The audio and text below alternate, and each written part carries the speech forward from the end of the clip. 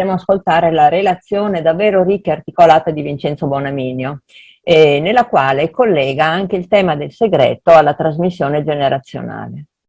Negli autori francesi, Caes, Feinberg, Racamier ed altri, la trasmissione transgenerazionale può spesso implicare l'intrusione, il sequestro, l'impossessamento dello spazio psichico del soggetto da parte di un altro o da altri, dei propri ascendenti. Ma per primo fu Ferenczi, sempre attento ai rapporti di forza nelle relazioni, a mettere in rilievo come non sempre ciò che proviene dall'adulto o dall'analista sia appropriato o buono, anche con le migliori intenzioni. Ferenczi chiamò innesto ciò che la Planche, circa 50 anni dopo, definirà, quando le cose vanno bene, impianto, altrimenti intromissione. Veicolo centrale del legame tra le generazioni è per la Planche la seduzione originaria universale, generalizzata, seduzione involontaria, ineluttabile, necessaria, che si colloca però in un instabile crinale seduzione-violazione, visto la disparità dei partecipanti. Nella violenza dell'interpretazione, Pierre Lagnier pone in luce come, molto prima della nascita del soggetto, gli preesista il discorso della madre che lo riguarda, una specie di ombra parlata che non appena l'infans è lì, si proietta sul suo corpo, vestendolo di pensieri e desideri non suoi. 3 anni fa, in un'intervista a un quotidiano, Alberto Semi scrive: «Il fatto drammatico dell'essere umano è che il pensiero proprio è sempre anche il pensiero dell'altro, fin dalla nascita. Perciò la disidentificazione è ancora più importante dell'identificazione che pure ci consente di pensare». Il discorso di oggi, che ci porterà Vincenzo, apre questioni fondamentali sulla costituzione dell'umano ed anche della cura. Possiamo pensare di possedere un vero sé, pur se nascosto, talvolta soffocato, o siamo più simili a cipolle, che portano in ogni loro foglia solo una delle nostre tante maschere? Sono grata a Bonaminio per questo suo lavoro, nel quale sotto traccia scorrono i temi del determinismo, della libertà, della responsabilità individuale, che ci introducono a delle questioni davvero complesse, forse anche non del tutto districabili. Egli riferisce un discorso di Barnes che segnala come il tema transgenerazionale possa celare una doppia tematica profondamente non analitica, quella di una causalità eziologica lineare che assegna ad una precisa origine esterna le impasse della simbolizzazione nella cura, e quella, complementare alla precedente, di una mira riparatrice o proiettiva che intenta un processo alle generazioni precedenti, sostituendolo alla più difficile assunzione dell'intima estraneità che ognuno ospita al proprio interno. Introduco allora Bonaminio con un pensiero di Sartre, che dice: «Ero un bambino, cioè uno di quei mostri che gli adulti fabbricano con i loro rimpianti, ma poi nella vita ognuno è responsabile di ciò che fa, di ciò che gli altri hanno fatto di lui». Allora, passo a presentare Vincenzo Bonaminio, una brevissima presentazione di tutto quello che lui ha fatto. È analista ordinario con funzioni di training della Società Psicoanalitica Italiana, componente dell'IPA e dell'IPA Child and Adolescent Analyst, professore a contratto, ora in pensione presso la Sapienza a Roma, direttore del Winnicott Center Italia e direttore per 20 anni del Winnicott Institute, un programma di formazione di 4 anni in psicoterapia psicoanalitica del bambino, dell'adolescente e della coppia genitoriale. Membro del consiglio dell'International Journal of Psychoanalysis, fondatore e coeditore di una collana di libri psicoanalitici, Psicoanalisi contemporanea, sviluppi e prospettive. Fondatore e coeditore di una rivista trimestrale, Richard e Piggle, per lo studio psicoanalitico del bambino. Ha scritto numerosissimi articoli, molti dei quali poi si riferiscono a Winnicott, e numerosi libri, ne ricordo 2. Quale ricerca per la psicoanalisi, scritto con Paolo Fabozzi, e il momento freudiano, che contiene 2 belle interviste a Christopher Bollas, e entrambi editi per Franco Angeli. Allora ora passo la parola a Vincenzo Bonaminio.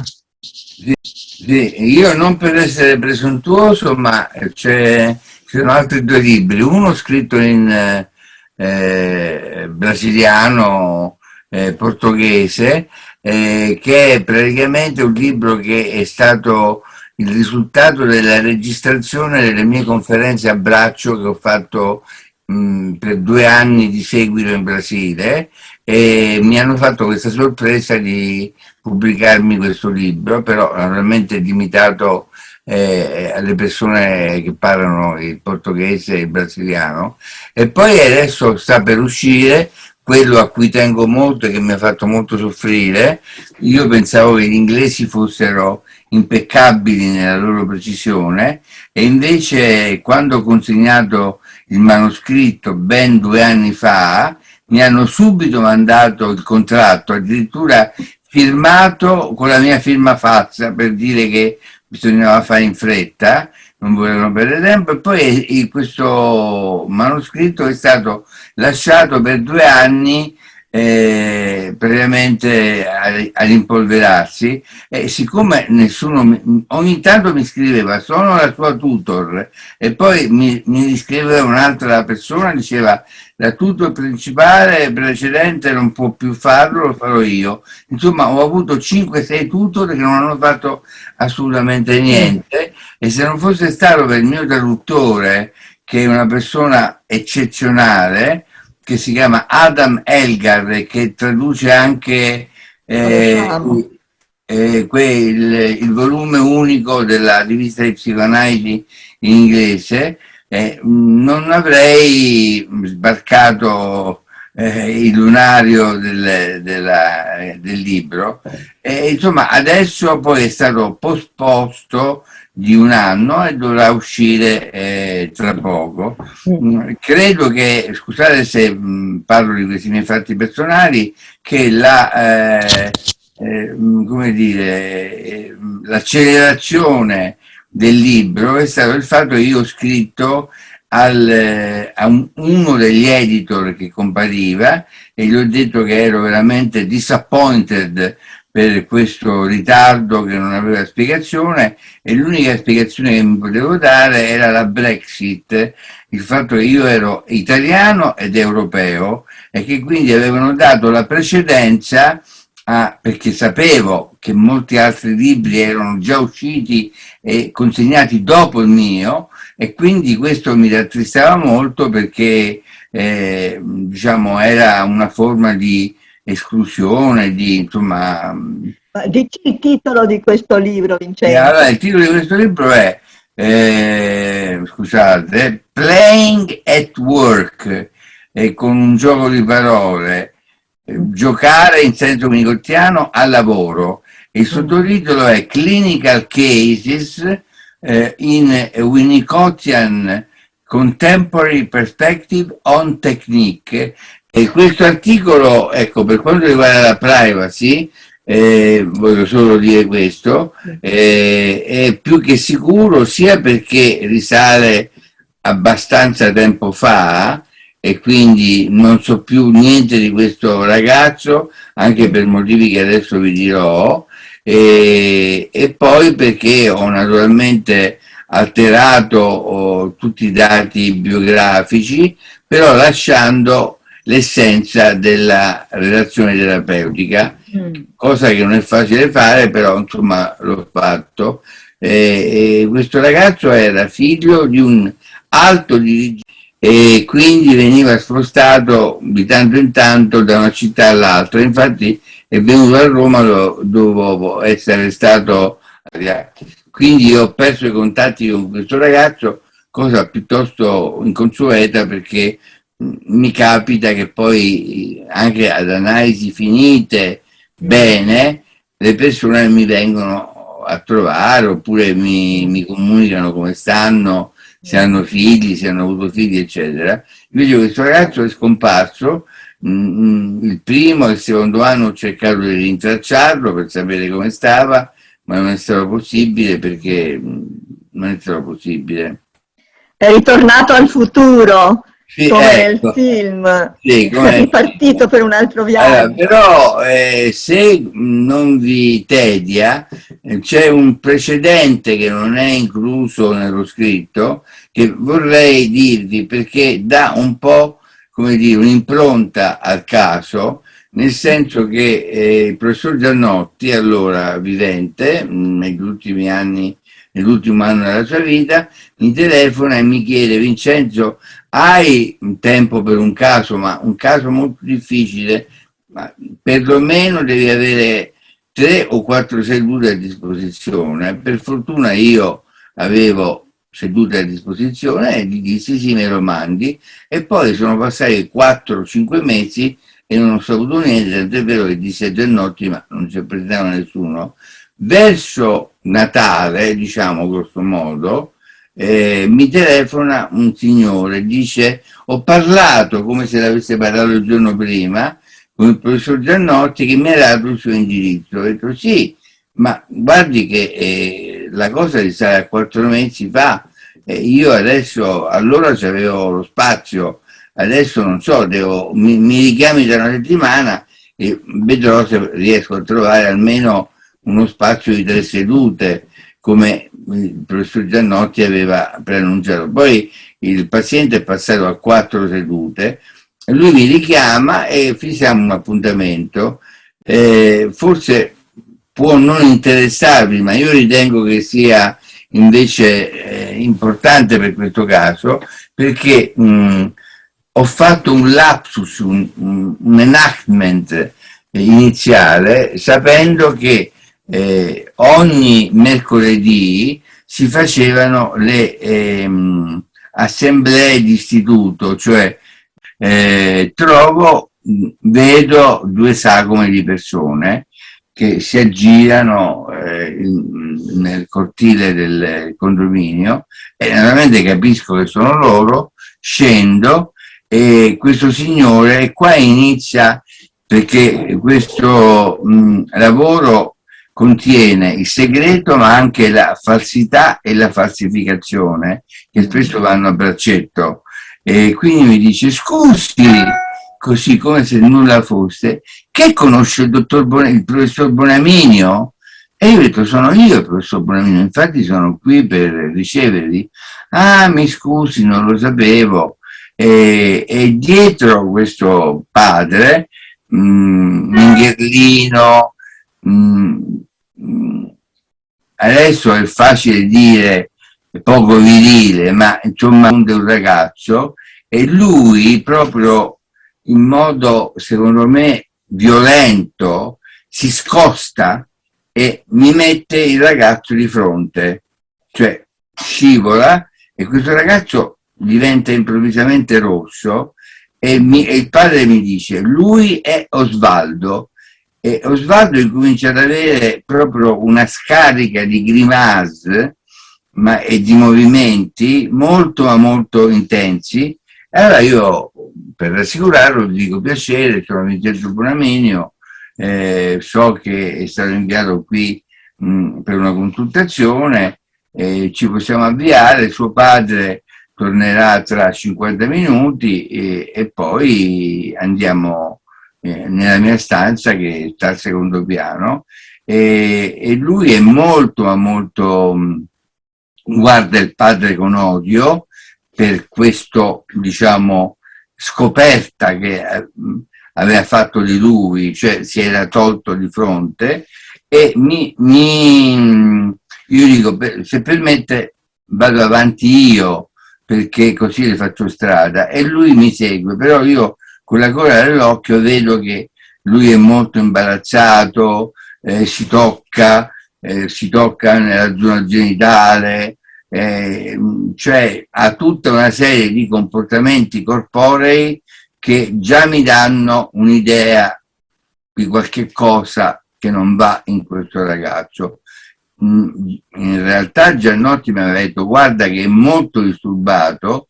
Va bene, lo vedrò con piacere, mi interessa. Lui si siede di fronte a me, stiamo 2 minuti in silenzio, e poi dice: beh, che devo dire, che devo fare? E io dico: beh, forse può incominciarmi a parlare di lei, il motivo per il quale è stato portato qui. E lui dice: non è che lei è come quell'altro professore che ho visto dove mi ha portato mio padre con i baffi, che mi ha fatto domande molto imbarazzanti, ma con un tono molto risentito. Io ho detto no, le farò poche domande, ma sarà soprattutto lei a dirmi il motivo per il quale è qui. E lui abbassa la testa, rimane in silenzio e dice su, che lo sa bene il motivo per il quale io sono qui. Io dico no, lo voglio sentire da lei, so qualcosa di lei, ma il professor Giannotti, un po' diciamo dicendo una bugia, non è che mi ha detto granché, mi ha detto solo se c'avevo spazio per lei, e io ce l'avevo. E lui dice, io ho paura di essere frocio, usa questo termine, e si nasconde e abbassa la testa. E io dico, beh, mi parlo un po' di questa paura, e incomincia a parlare in modo fluviale proprio di tutta la persecuzione che lui riceve a scuola, perché frequenta una scuola privata molto nota di Roma, diciamo frequentata da gente, come si dice, bene, che lo prendono in giro per le sue movenze femminee. E quando lui, e qui è importante sottolineare questo aspetto, perché quando lui viene interrogato è abbastanza bravo a scuola, perché studia, non è bravissimo, ma mediamente bravo. Quando lui viene interrogato attraversa la fila dei banchi, sente, ma qui è da vedere, o dice di sentire che i suoi compagni gli dicono ma che bel culo, ma guarda un po' che bel culo, e quindi lui arriva, diciamo, distrutto davanti alla cattedra, si riprende un po', fa l'interrogazione e al ritorno lo stesso, e lui dice, mi racconta queste frasi in modo molto ambiguo, cioè non è chiaro se veramente glielo dicono. Io penso che lui sia stato molto bullizzato, oppure se sono, come dire, elaborazioni a partire da commenti che magari ci sono, ma a sentire lui proprio lo tormentano. E quindi lui dice, la mia vita è un inferno, vivo con 2 genitori che non mi lasciano spazio, e poi la sera, quando, ecco, volevo preannunciare che a un certo punto dell'analisi, lo cito, c'è un mio radicale cambiamento di tecnica. Adesso vi spiego perché. Perché all'inizio dell'analisi lui parla solo dell'omosessualità, della sua paura di essere omosessuale, non sa chi è, e della masturbazione continua che fa, che viene attivata dal pensiero del ragazzo di scuola, del compagno di scuola, che più lo prende in giro. Già questo è un elemento molto significativo, perché c'è un aspetto sadomasochistico, cioè lui vuole essere sodomizzato da quello che più lo perseguita. Quindi, Scusa Vincenzo, piccola mozione d'ordine. Dicevamo di far scorrere comunque il testo va bene, sullo sfondo. sì. Stiamo parlando della seconda parte, perché alla fine vedo che il dottor Bonaminio è partito col caso che era previsto come seconda parte, allora bisogna invertire i 2 testi. Se non va bene ditemelo. Dico, se la mia narrazione non vi soddisfa, ditemelo.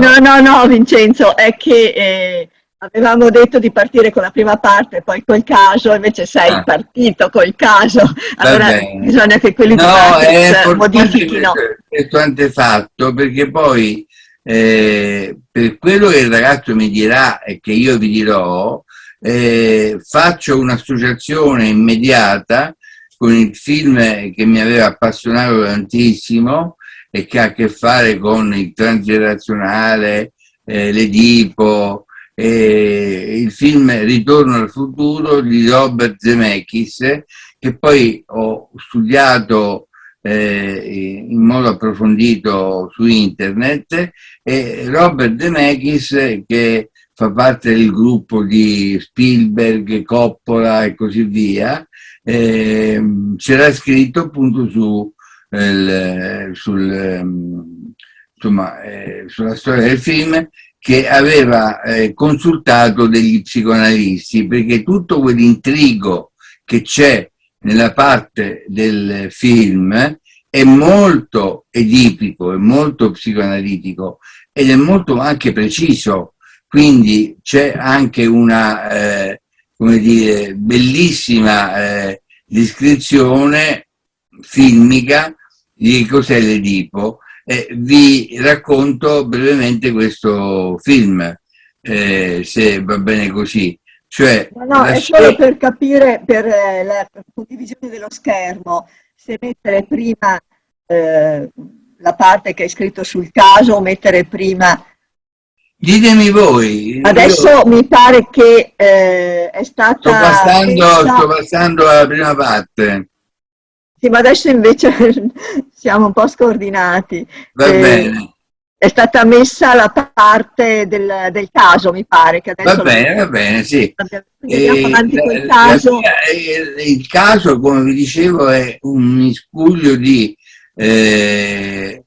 falsificazione da parte del ragazzo, ma anche dei genitori, e da parte di segreto. Quindi io mi districo con molte difficoltà e con molta sofferenza in questa situazione, e il ragazzo mi dice appunto che va a scuola, lo prendono in giro, quello che vi ho detto prima, e che quando torna a casa diciamo, per lui è come diciamo, isolarsi nella sua stanza, trovare un po' di pace, ma questa pace dura poco, perché siccome ha, come poi apprenderò successivamente, una angoscia paranoica, lui con il bicchiere si mette a sentire quello che dicono nell'appartamento accanto, o prende una scala e sente quello che dicono nell'appartamento di sopra, perché la sua paura è che lui venga appunto definito un ragazzo omosessuale. E anche quando viene allo studio lui arriva sempre trafelato, e siccome la mia finestra dà sul cortile, senza essere visto, io vedo che lui cammina quasi, come si direbbe in abruzzese, reppa reppa, cioè diciamo quasi attaccato ai muri per non farsi vedere. E allora io in una delle prime volte gli dico: ma Osvaldo, perché viene così? Lei è puntuale, non c'è bisogno che venga così con il fiatone trafelato. E lui dice: e che sto stronzo, che sto scemo, la gente lo sa che vengo qui. Ho detto: come lo sa che viene qui? Eh sì, perché uno che viene all'1:30 dove non c'è nessuno, tutti stanno a affacciare alle finestre, quindi già incomincia questo, come dire, questa nuance che poi diventa invece vera paranoia, e tutti capiscono che io vengo dallo psicanalista, e lui dice questa frase stentorea: degli psicanalisti ci vanno o le femmine o i froci, e quindi io non voglio essere visto. E quindi lui attraversa il cortile nel modo più veloce possibile, sperando che in quel momento non ci siano le mazzaie diciamo del condominio alle finestre. Vi ho detto appunto che diciamo, ci sono molte finestre che affacciano su questo cortile, e mi dice questa cosa, e io dico: beh, non è vero, io vedo molte ragazze, adulti, quindi come mai lei pensa questo? Ma scusi, perché poi ha anche questo atteggiamento così provocatorio: scusi, ma pensa che io sia fesso, sia stupido? Uno che viene a quest'ora, all'1:30, che viene a fare? E poi si sa che qua c'è un analista. Io dico: beh, veramente non è che lo sanno tutti, ma loro vedono che io premo il pulsante Bonaminio e io gli dico, beh, ma non credo che dalle finestre si veda quale pulsante lei preme, però non c'è niente da fare. Per lui venire, perlomeno per i primi 2 o 3 mesi, in analisi è una sofferenza intollerabile e viene appunto di corsa e poi si sente protetto quando viene in seduta e questo mi dà qualche sintomo di speranza che forse si può lavorare per contenere tutta questa sua paranoia, però nello stesso tempo inizia un'altra sofferenza da parte mia, perché siccome io gli propongo il lettino, lui dice nemmeno per sogno, non ci penso proprio, e naturalmente in questo non ci penso proprio c'è la paura di essere sedotto da me, che io possa condividere con lui il lettino, e io dico no, guardi che il lettino serve perché uno si sente più libero, non si sente guardato dall'analista, non c'è bisogno di guardarlo, dice no, non se ne parla proprio, non sono un malato, e quindi lui rimarrà per tutta l'analisi faccia a faccia. E qui comincia la seconda parte della mia sofferenza, perché lui mi guarda fisso, no? Quasi immobile, sta seduto sulla poltrona di fronte alla mia, e io naturalmente ho un normale movimento sulla poltrona, incrocio le gambe, metto le braccia così, lo ascolto, mi faccio un po' più avanti quando non sento bene quello che lui dice, che sono tutte cose che lo mettono in imbarazzo, e allora lui interpreta questi miei movimenti corporei come dei segnali sessuali, e lui mi dice ma perché ha incrociato le gambe, cosa mi vuole comunicare le prime volte. Poi pian piano, quando io entro più in relazione con lui, gli dico ma come mai è così interessato ai movimenti delle mie gambe, che cosa pensa, cerco di stimolare in lui le libere associazioni.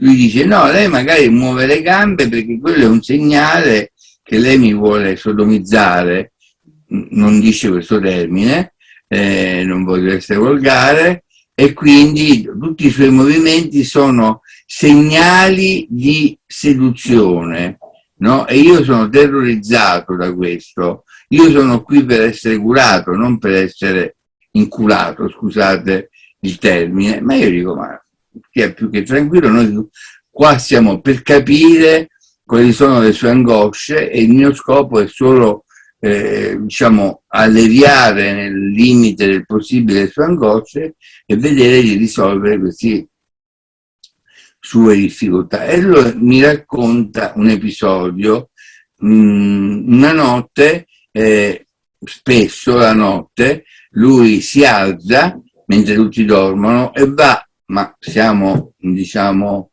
verso la fine degli anni 90 o 80, diciamo, adesso non ricordo bene, insomma in quel periodo là, quando non c'era la pornografia che c'è adesso, e in televisione però dopo mezzanotte c'erano quelle trasmissioni di donne che si spogliavano, c'era quella famosa trasmissione di quel comico che faceva vedere i seni nudi, e quindi lui andava a vedere queste trasmissioni di nascosto con il televisore abbassato e si masturbava vedendo queste scene. E a un certo punto la notte, un giorno, la nonna viveva con lui e gli dice: senti Osvaldo, però c'hai tutti gli occhi, le occhiaie, ma tu dormi poco, ma che fai la notte? Che fai? Lui,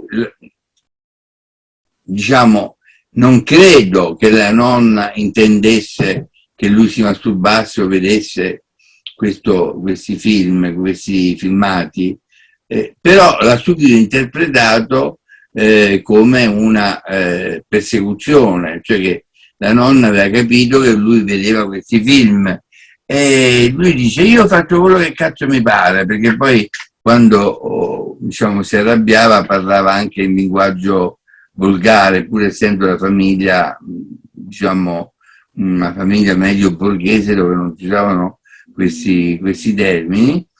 Però da quel giorno lui ha smesso di continuare a frequentare la televisione di notte e naturalmente spostava la sua masturbazione e le sue fantasie erotiche durante il giorno, e aveva incominciato ad andare male perché passava ore e ore con il bicchiere a sentire quello che dicevano i ragazzi, che lui immaginava che stavano nelle case vicine, e quindi voleva scoprire se si masturbavano, che cosa facevano, e sentiva qualche voce, qualche riferimento sessuale che poi naturalmente innescava la sua masturbazione. Un altro elemento importante, voi ditemi se sono confuso o no, io racconto a braccio quello che mi ricordo, mi sembra molto più vivo.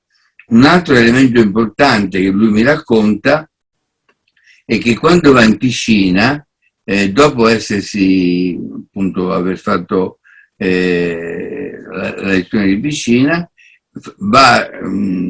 si fa la doccia e cammina lungo il lunghissimo corridoio di questa grande piscina romana, dove non tutti chiudono la tenda, e quindi lui vede i corpi nudi degli uomini, e in particolare si sofferma sul pene e fa i confronti: pene più lungo, pene più corto, pene più grosso, e poi tutta questa massa di impressioni sensoriali vengono rielaborate quando lui torna a casa, e se ha visto un uomo che gli è piaciuto tanto oppure che lo ha eccitato, lui si masturba pensando di avere un rapporto con quell'uomo. Quindi la situazione è abbastanza complicata, perché mi racconta tutti questi episodi e io sono piuttosto, come dire, non intrusivo, ma gli chiedo: mi puoi spiegare meglio?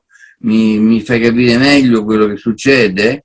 A un certo punto capisco che devo cambiare tecnica, perché io mi sento molto controllato da questo ragazzo, nel senso che praticamente quando lui incomincia a criticare che muovo le gambe, che metto le braccia così, e quindi tenta di paralizzarmi, ma io naturalmente non mi paralizzo, però capisco che forse la sua identificazione proiettiva è la risposta a quella che lui sente la mia identificazione proiettiva nei suoi confronti, e allora cambio completamente tecnica nel giro di una settimana e non parlo più delle sue angosce. Anche quando lui ne parla lascio cadere, non chiedo spiegazioni, e cambio tecnica e mi comincio a interessare di quello che lui fa a casa, di come andare a scuola, di che voto ha preso, di che cosa vede in televisione, di che libri legge, di che videogiochi fa, e questo cambia completamente l'atteggiamento di Osvaldo, perché lui diventa molto più, diciamo, tollerante nei miei confronti, anche se ogni tanto ci sono degli outburst, delle esplosioni di rabbia nei miei confronti, però, diciamo, mi rendo conto che ero partito con il piede sbagliato, cioè subito con, diciamo, l'indagare l'omosessualità, mentre quando avevo lasciato cadere il mio principale interesse nelle domande che gli facevo, o nei commenti o nelle interpretazioni che gli facevo, quando gli dicevo: ma sei sicuro che ti parlano appresso o senti delle voci? E lui si sentiva, diciamo, senti delle voci che interpreti come se ti stessero prendendo in giro, e lui naturalmente si sentiva perseguitato da me, e quando io ho capito questo ho lasciato cadere questo tipo di atteggiamento e ho parlato d'altro, e la situazione clinica è cambiata nel giro di poche settimane, perché lui ha incominciato a raccontarmi della scuola, di quello che faceva, dei film che vedeva, naturalmente introducendo ogni tanto dei riferimenti sessuali. Per esempio, mi diceva, facendosi rosso, c'è quel film con Bruce Willis, che non mi ricordo, Il valore dei soldi si chiamava questo film, dove c'era una presentazione, un trailer di questo film, in cui Bruce Willis stava, diciamo, in piscina,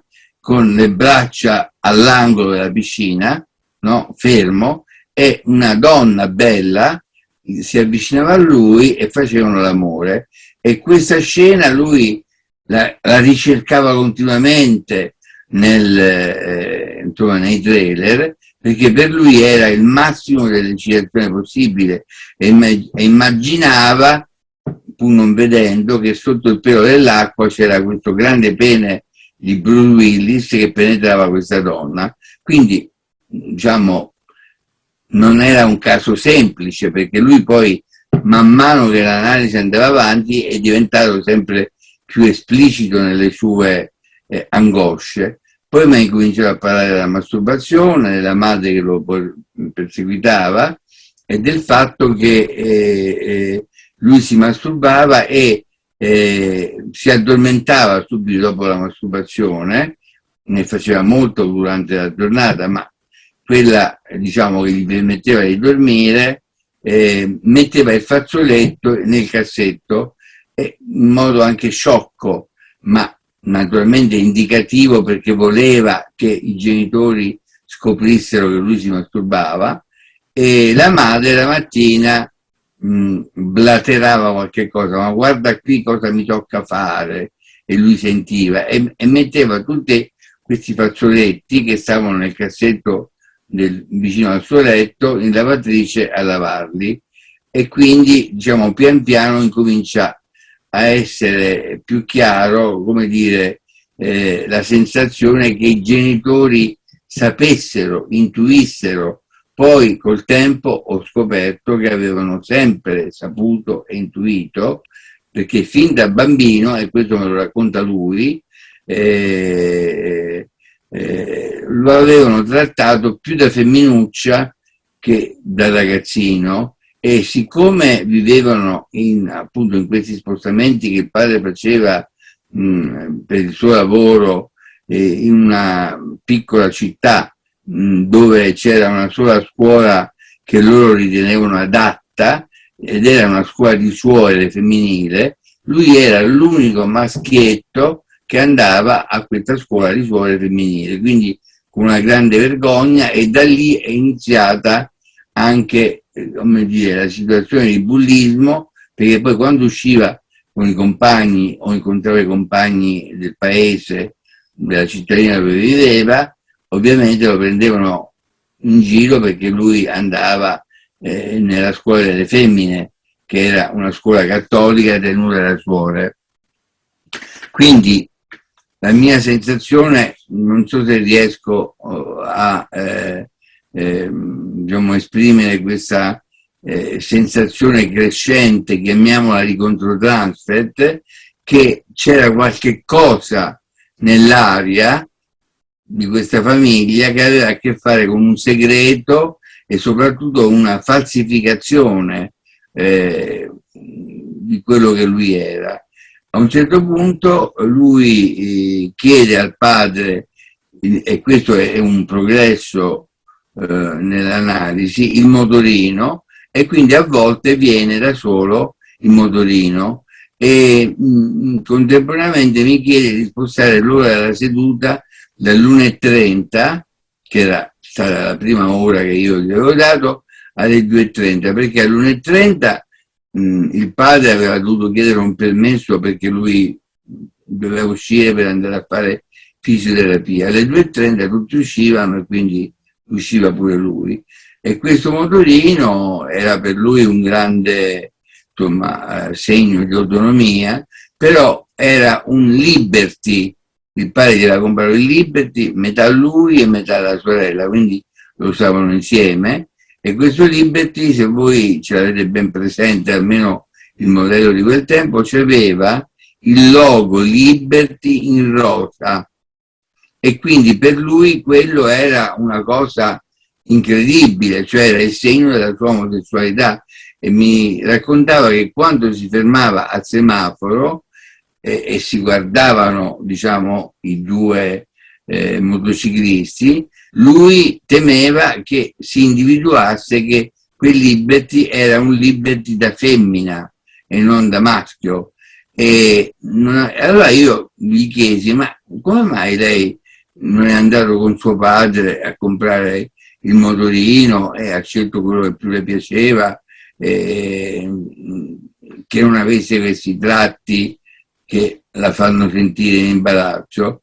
E lui disse: ma mio padre è fatto così, lui decide e fa tutto lui e non ti fa dire niente, e per questo mi sta proprio sulle palle mio padre, non lo posso proprio sopportare. Mia madre invece è talmente secca perché se la mangia l'ansia.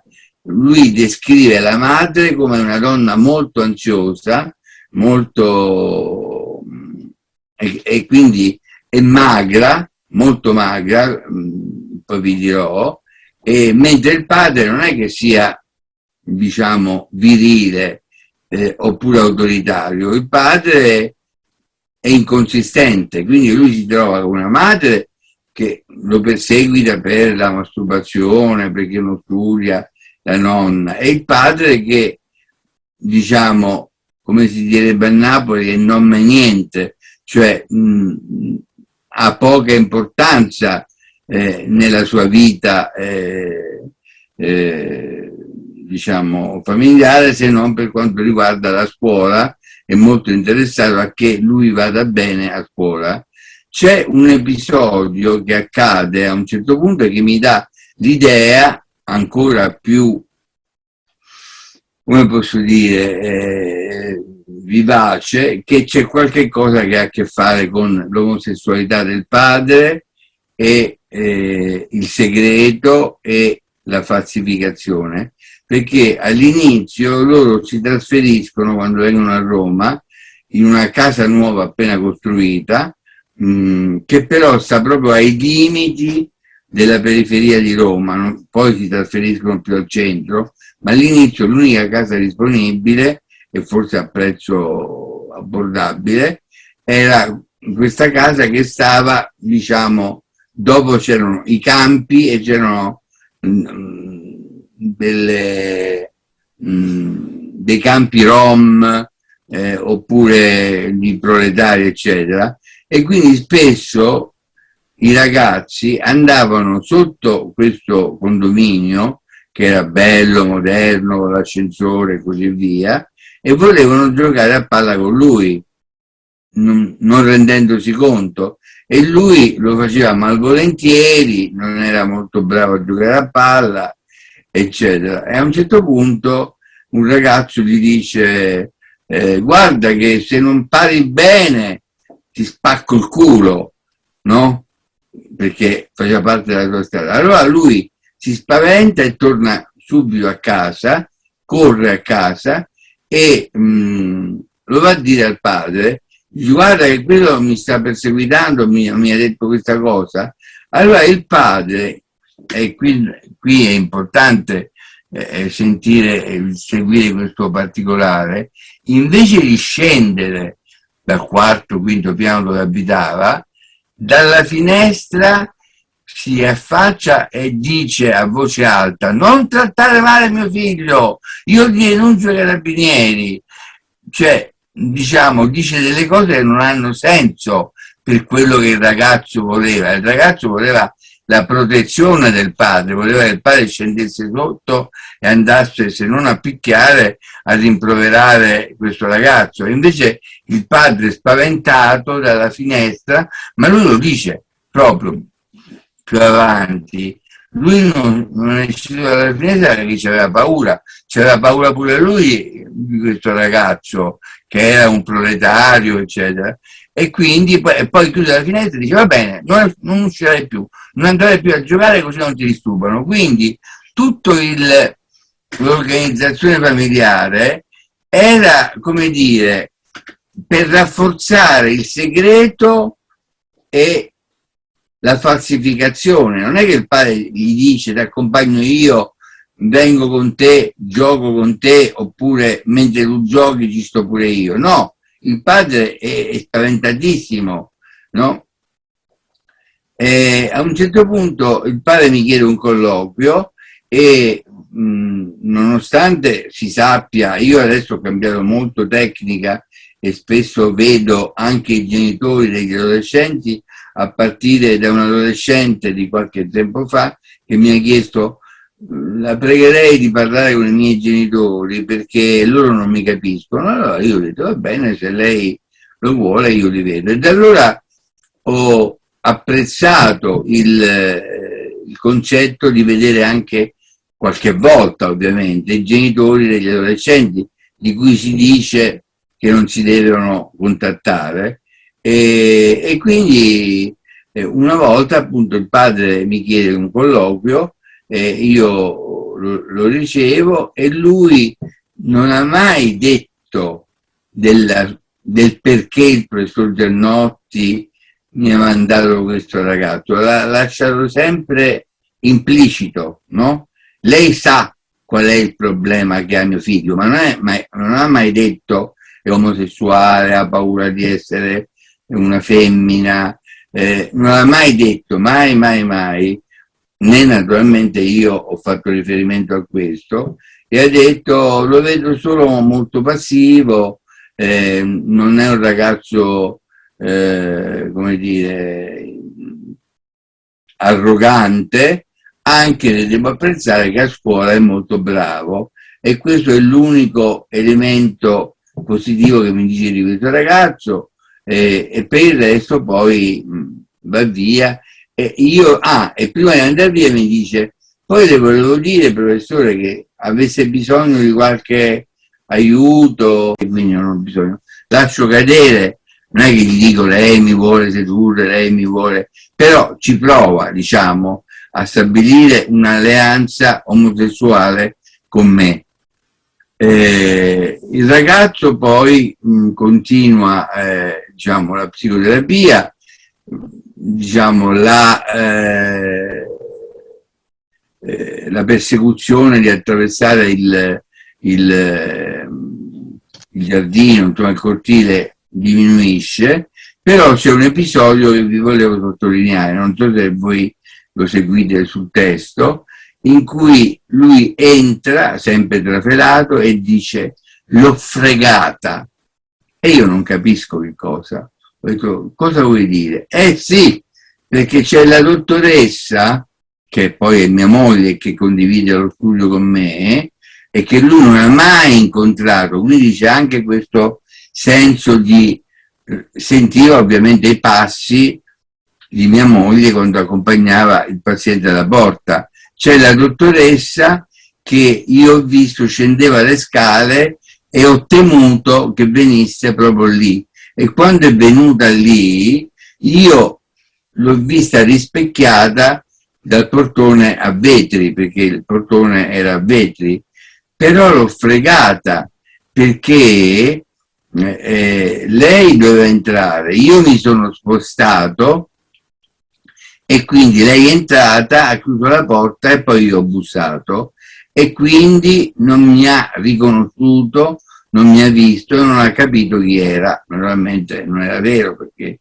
aveva capito benissimo che era un paziente che a quell'ora veniva da me. Però questo è significativo perché diciamo dà l'idea di quanto lui fosse nel transfert come dire impegnato a districarsi da tutte le angosce paranoiche, persecutorie che lo opprimevano.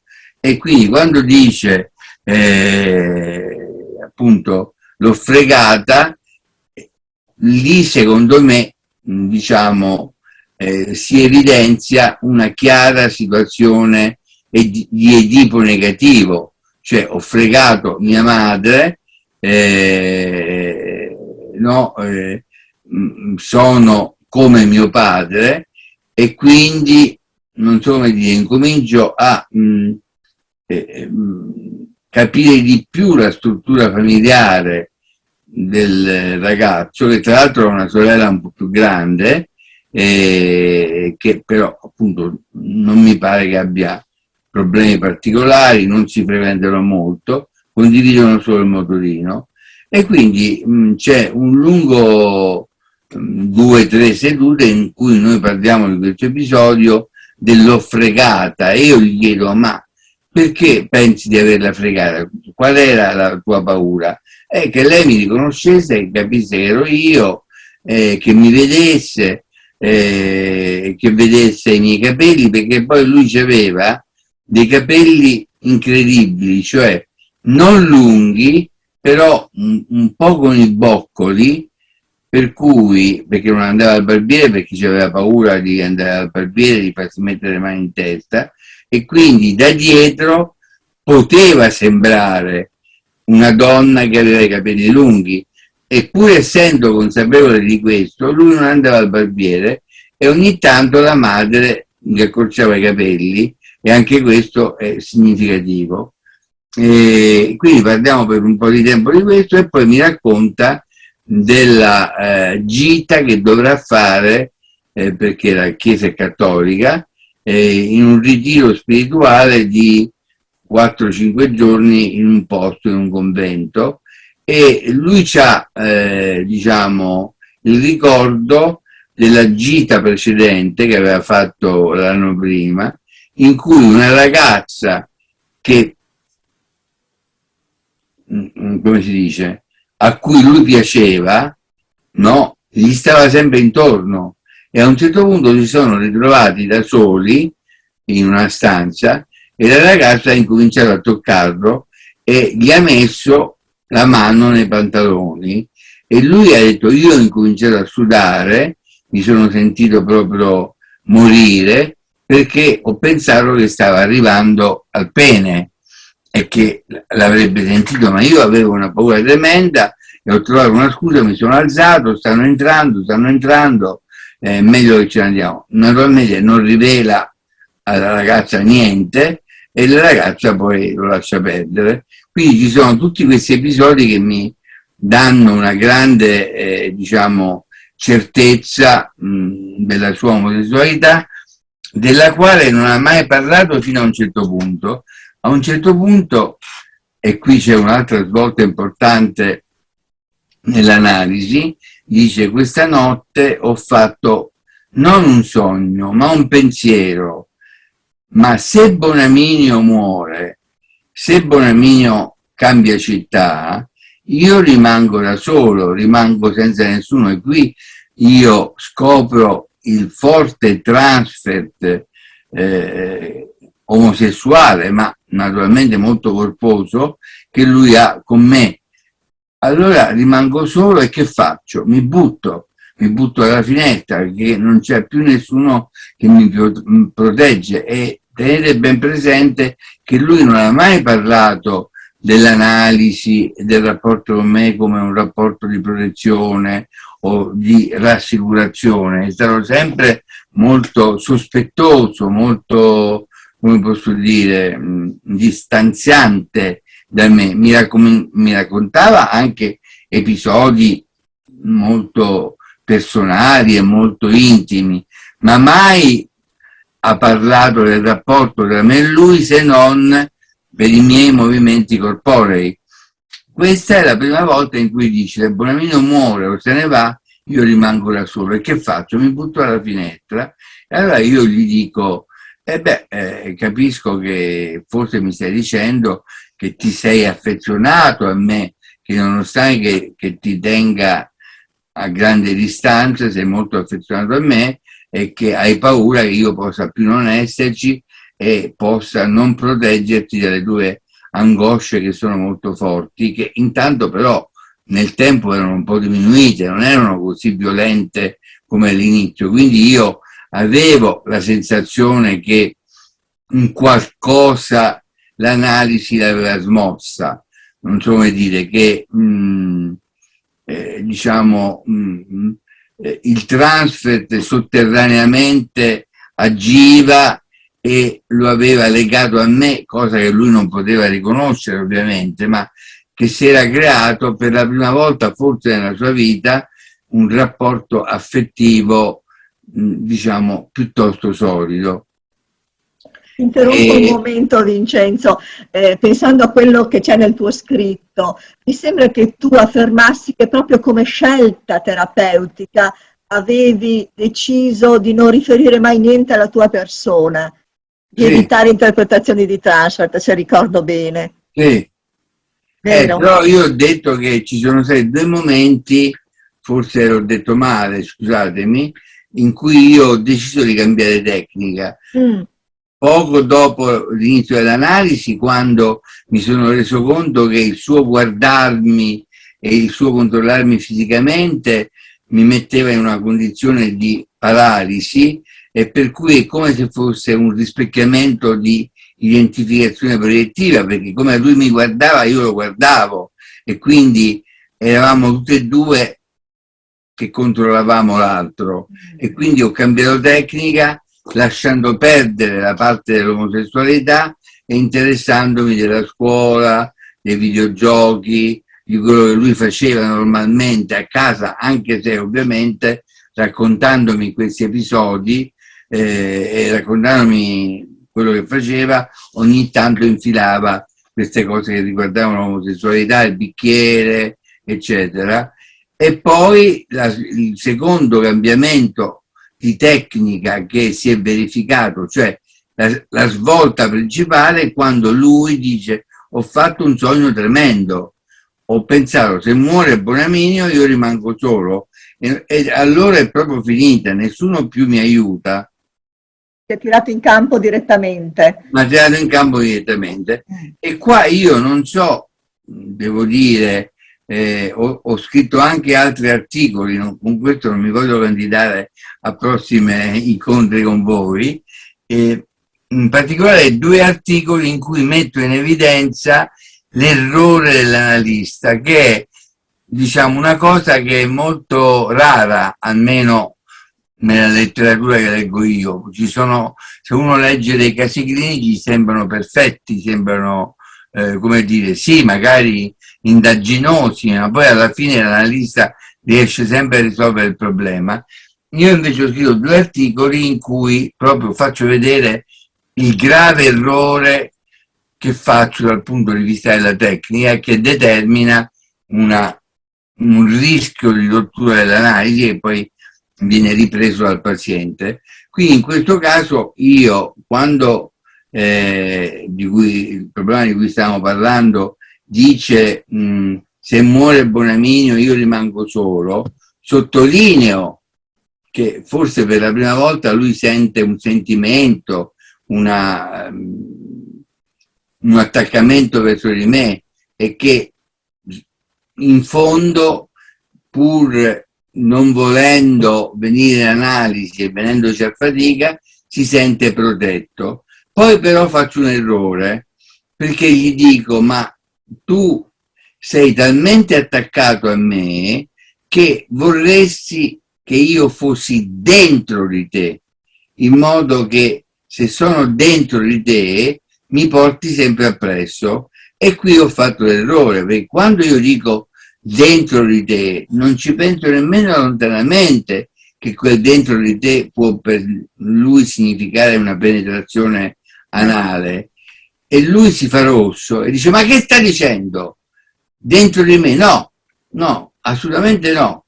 E allora io capisco e cerco di rabberciare, dico dentro di te psicologicamente, cioè sempre accanto a te, volevo intendere, però oramai l'errore era fatto e quindi si determina, come dire, un transfer che noi chiamiamo erotizzato, nel senso che quel dentro di te lui lo interpreta come una penetrazione anale che io gli farei o gli farò in futuro. Però, diciamo, non è così, è un errore quello che faccio, lo riconosco, ma d'altra parte con un paziente del genere in cui ti senti continuamente, come dire, cecchinato continuamente, io non sto rilassato, mi fa tanto ridere, scusate, non potrei essere polemico con nessuno, ma il concetto di reverie, perché la reverie implica che tu sei rilassato, pensi, il paziente associa e tu associ per conto tuo.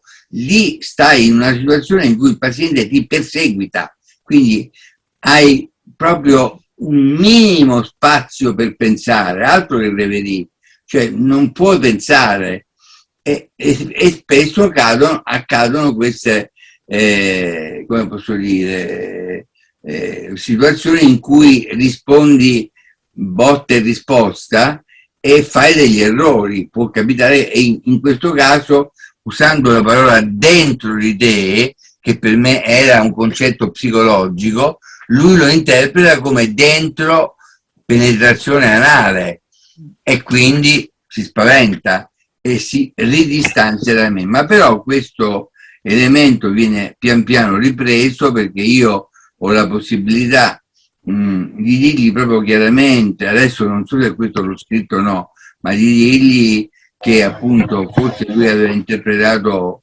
il mio dentro, che era stata un'espressione errata e di cui mi chiedevo scusa, come se io dovessi entrare dentro il suo corpo, ma io volevo dire dentro, accanto a te, perché tu ti senti fondamentalmente solo. E qui c'è un'altra svolta dell'analisi, nel senso che tutta la tematica della omosessualità, della persecuzione, come d'altra parte sappiamo dalla letteratura, diciamo, è, come dire, una sovrastruttura di un senso di abbandono, di solitudine, di mancanza di appoggio, e naturalmente nella famiglia si vedeva che lui non aveva un appoggio, e quindi, diciamo, si verifica un'ulteriore volta nell'analisi, perché lui mi comincia a parlare del suo senso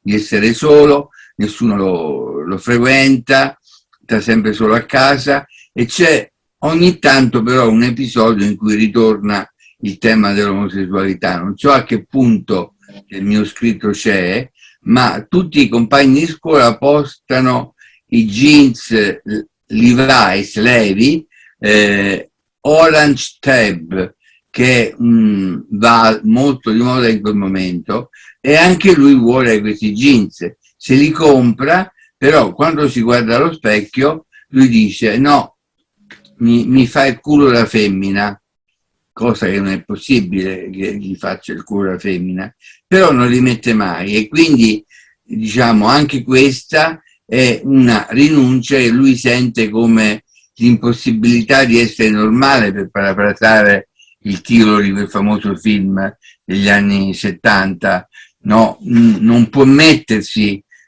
come gli altri, si deve vestire sempre in modo molto neutro, perché qualsiasi cosa lui metta lo può far apparire omosessuale.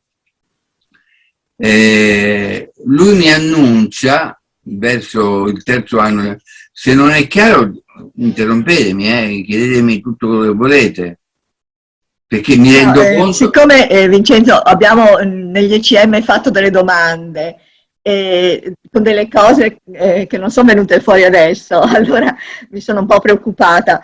Per esempio nel tuo testo citi, e poi ci sarà la domanda, il fatto che nei primissimi incontri tu avevi una reazione di tipo corporeo, mi sembra, no? Sì. Ho detto che mi sentivo quasi paralizzato e mi muovevo con le gambe, mi muovevo sia perché stando seduto uno normalmente cambia posizione, ma mi muovevo perché avevo anche una specie di, come dire, tensione, no? Quindi mi muovevo più del solito, quindi avevo una reazione corporea che lui naturalmente, come ho detto all'inizio, interpretava come dei segnali sessuali. No? Cioè, quindi il cambio dell'incrocio delle gambe era, come dire, l'avviso: adesso mi avvicino e ti sodomizzo, oppure no, ti tocco o mi faccio toccare, perché poi lì era tutta una confusione, ero io che lo sodomizzavo o io che mi facevo toccare da lui nella zona genitale. Erano tutte fantasie che lui aveva e che solo in parte mi diceva e che io o deducevo e mettevo in parole, oppure me le tenevo per me. Tra l'altro mi è stato molto utile ogni tanto, non ho fatto nessuna supervisione di questo caso, però riferirmi a Gianna Kulas, che è stato il mio maestro in assoluto, e ogni tanto gli portavo qualche seduta, ma 3-4, e Gianna Kulas appunto mi dava queste indicazioni di essere molto cauto, di non fare mai interpretazioni erotizzate, però mi diceva pure, con un paziente come questo è molto difficile avere il controllo ed essere rilassato come lo sei normalmente, perché facevo anche altre supervisioni con lui di altri casi, o di coppie, o di adulti, o di bambini. Lui era un paziente particolare, quindi mi diceva anche molto difficile mantenere, come dire, un atteggiamento di libertà di pensiero analitico, perché lui ti si ficcava in mente. Spesso io, anzi non spesso, mi sono andato a leggere il libro di Sears, che forse conoscete, scritti sulla schizofrenia, in cui Sears parla in un capitolo, o forse quello sul controtransfer, del tentativo del paziente di far diventare pazzo l'analista. Naturalmente non era così, perché io ero ben, come dire, irrigidito nella mia posizione, però sentivo che lui metteva in crisi il mio normale atteggiamento analitico. Io sono, diciamo, abbastanza, credo, mi viene riconosciuto di essere spontaneo, di non essere rigido, e forse il più bel complimento che ho ricevuto da questo punto di vista è stata una mia paziente che è venuta a sentire una volta un mio seminario, perché era psicologa, e lei mi ha detto: sai dottore, una cosa che mi ha fatto molto felice è che io l'ho sentita tale e quale com'è in seduta, non c'era nessuna differenza tra il suo fare la lezione e il suo parlare in seduta. E per me questo è stato una grande, che mi sono tenuto per me ovviamente, una grande gratificazione narcisistica, perché mi sono reso conto che non ero fatto, non avevo nessun atteggiamento impostato, potevo fare una lezione come una interpretazione psicoanalitica, e in questo caso ne ho fatte molto poche di interpretazioni psicoanalitiche per il motivo che ho detto. C'era qualche altra cosa che mi volevi chiedere? No, è che ho un po' a cuore che vengano toccati alcuni punti che poi ci saranno nelle domande, per cui perdonami. Dimmi qualche altra domanda che ho saltato. No, ma veniamo al segreto e alla ecco, il segreto è la falsificazione, perché tutta questa atmosfera di omosessualità, di paranoia del ragazzo, di sua ipersensibilità, tutto quello che aveva a che fare con la sessualità, veniva percepito dai suoi genitori. Io me ne sono reso conto indirettamente da come lui mi raccontava la vita casalinga, la nonna che diceva sei stato fino a notte a vedere quelle cose in televisione, il padre che gli diceva ma tu devi farti una fidanzata, ma io lo diceva con un tono come per dire non devi essere omosessuale, non so come dire, lui così lo interpretava. A un certo punto lui mi dice 3 settimane prima, siamo verso giugno, maggio, io andrò a fare un mese di scuola di inglese in Inghilterra, quindi non faremo come gli altri anni fino alla metà di luglio, perché io allora finivo a metà di luglio le analisi, ma andrò via prima. Invece che succede? Che evidentemente viene spostato il gruppo e lui deve partire prima, ma non mi avverte, quindi io il giorno in cui aspetto il ragazzo, apro la porta e vedo i due genitori e rimango sorpreso e dico: cosa è successo? No, Osvaldo è dovuto partire prima, volevamo telefonarle, ma per non disturbarla siamo venuti noi al posto di Osvaldo. Allora io gli dico in modo garbato: accomodatevi, anche se questo non potrebbe essere possibile, perché perlomeno Osvaldo avrebbe dovuto sapere che lui sarebbe stato rimpiazzato dai suoi genitori. Comunque, quando ci ritorneremo, sia voi che io, glielo diremo che ci siamo incontrati. E il padre, che per la prima volta, intanto un'osservazione che sta, questa sicuramente lì, la madre è, diciamo, la versione femminile di Osvaldo, tale e quale, sono due gocce d'acqua. Osvaldo è magro, lo stesso faccia scavata, è solo più alto Osvaldo come ragazzo. Il padre è quest'uomo un po' piccolino, travè impiegato, anche se ha una posizione di rilievo come lavoro. E parliamo di come va la psicoterapia. Io gli dico che potrò dire poco perché loro sanno che c'è il massimo della riservatezza, quindi io non posso parlargli di quello che succede in terapia, e gli dico però che mi sembra che in questi 2 anni e mezzo, 3 che abbiamo fatto, 2 anni e mezzo che poi partono, ci sono stati molti progressi nel modo in cui Osvaldo è venuto in seduta. Sulle prime era molto timido, molto ritirato, diceva poco, e poi pian piano mi ha incominciato a parlare di sé, della sua vita, del rapporto della scuola, e quindi si è molto aperto. E ho aggiunto anche, ultimamente mi ha mostrato anche una certa affettività che prima non mi dimostrava. E il padre voleva sapere, cioè, che cosa? Ma che cosa le dice? Io ho detto: dottore, lo sa, non posso dirle niente di quello che Osvaldo mi dice. Allora a un certo punto, e qui è il segreto che sconvolge tutto, e lui dice: senta, ho letto ieri su Repubblica, lui ha 50 anni, che un uomo di 50 anni improvvisamente si è scoperto omosessuale, ha lasciato moglie e figli e si è messo con un uomo. Ma è possibile che questo succeda? È possibile che ci sia una situazione del genere? Lei è un esperto, dovrebbe saperlo.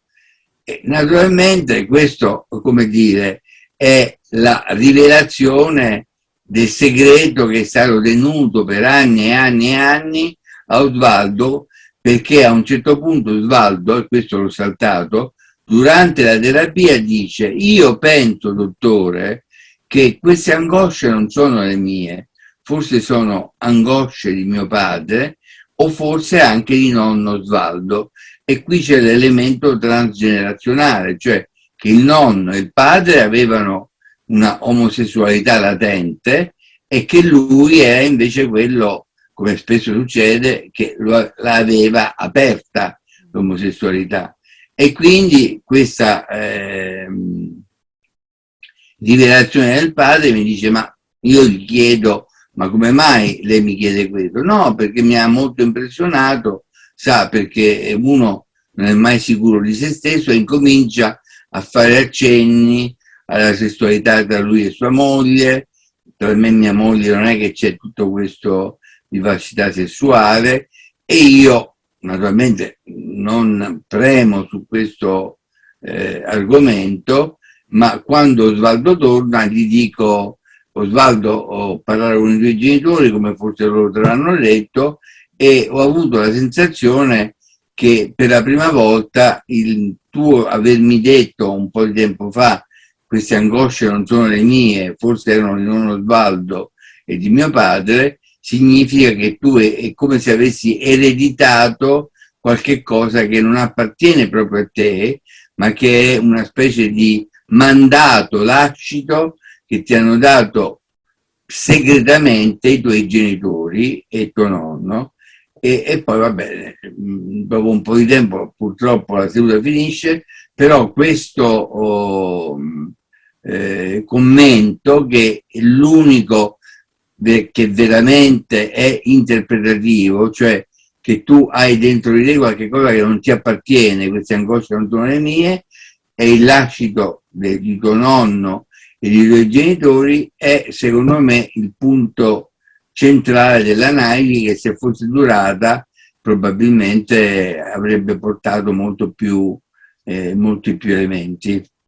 Mi fermerei qui per quanto riguarda la parte clinica, se siete sufficientemente soddisfatti. Siamo Grazie. molto soddisfatti. Cosa dici Maria? Facciamo un po' di intervallo? Vuoi farlo tu? O passiamo a quella prima parte teorica, però Vincenzo, la prima parte ti pregherei di leggerla. Va bene, però allora me la dovete mettere Sì, in testo, in condivisione.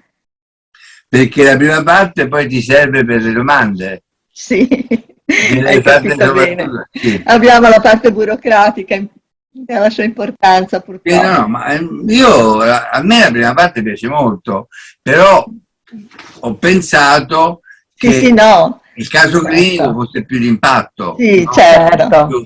Più coinvolgente. Sì. Forse non so se sono riuscito a rendere bene la persecuzione che io ho sentito da questo ragazzo, cioè proprio, cioè ero teso, sempre teso, anche quando diciamo il rapporto si è sciolto ed è diventato un po' più fluido, non immaginiamo quanto, però io ero sempre teso, cosa che non mi capita mai, quasi, se non con pazienti gravi, molto gravi, ma non è che prendo a palate pazienti gravi, se capitano ti ritieni, ma voglio dire, invece con Osvaldo ero sempre teso, sempre teso. Ecco, posso dire che Osvaldo lo equiparerei in quanto attenzione psicologica e alterazione del normale atteggiamento analitico, di quello che poi, se volete, faccio un riferimento teorico a Winnicott. Winnicott in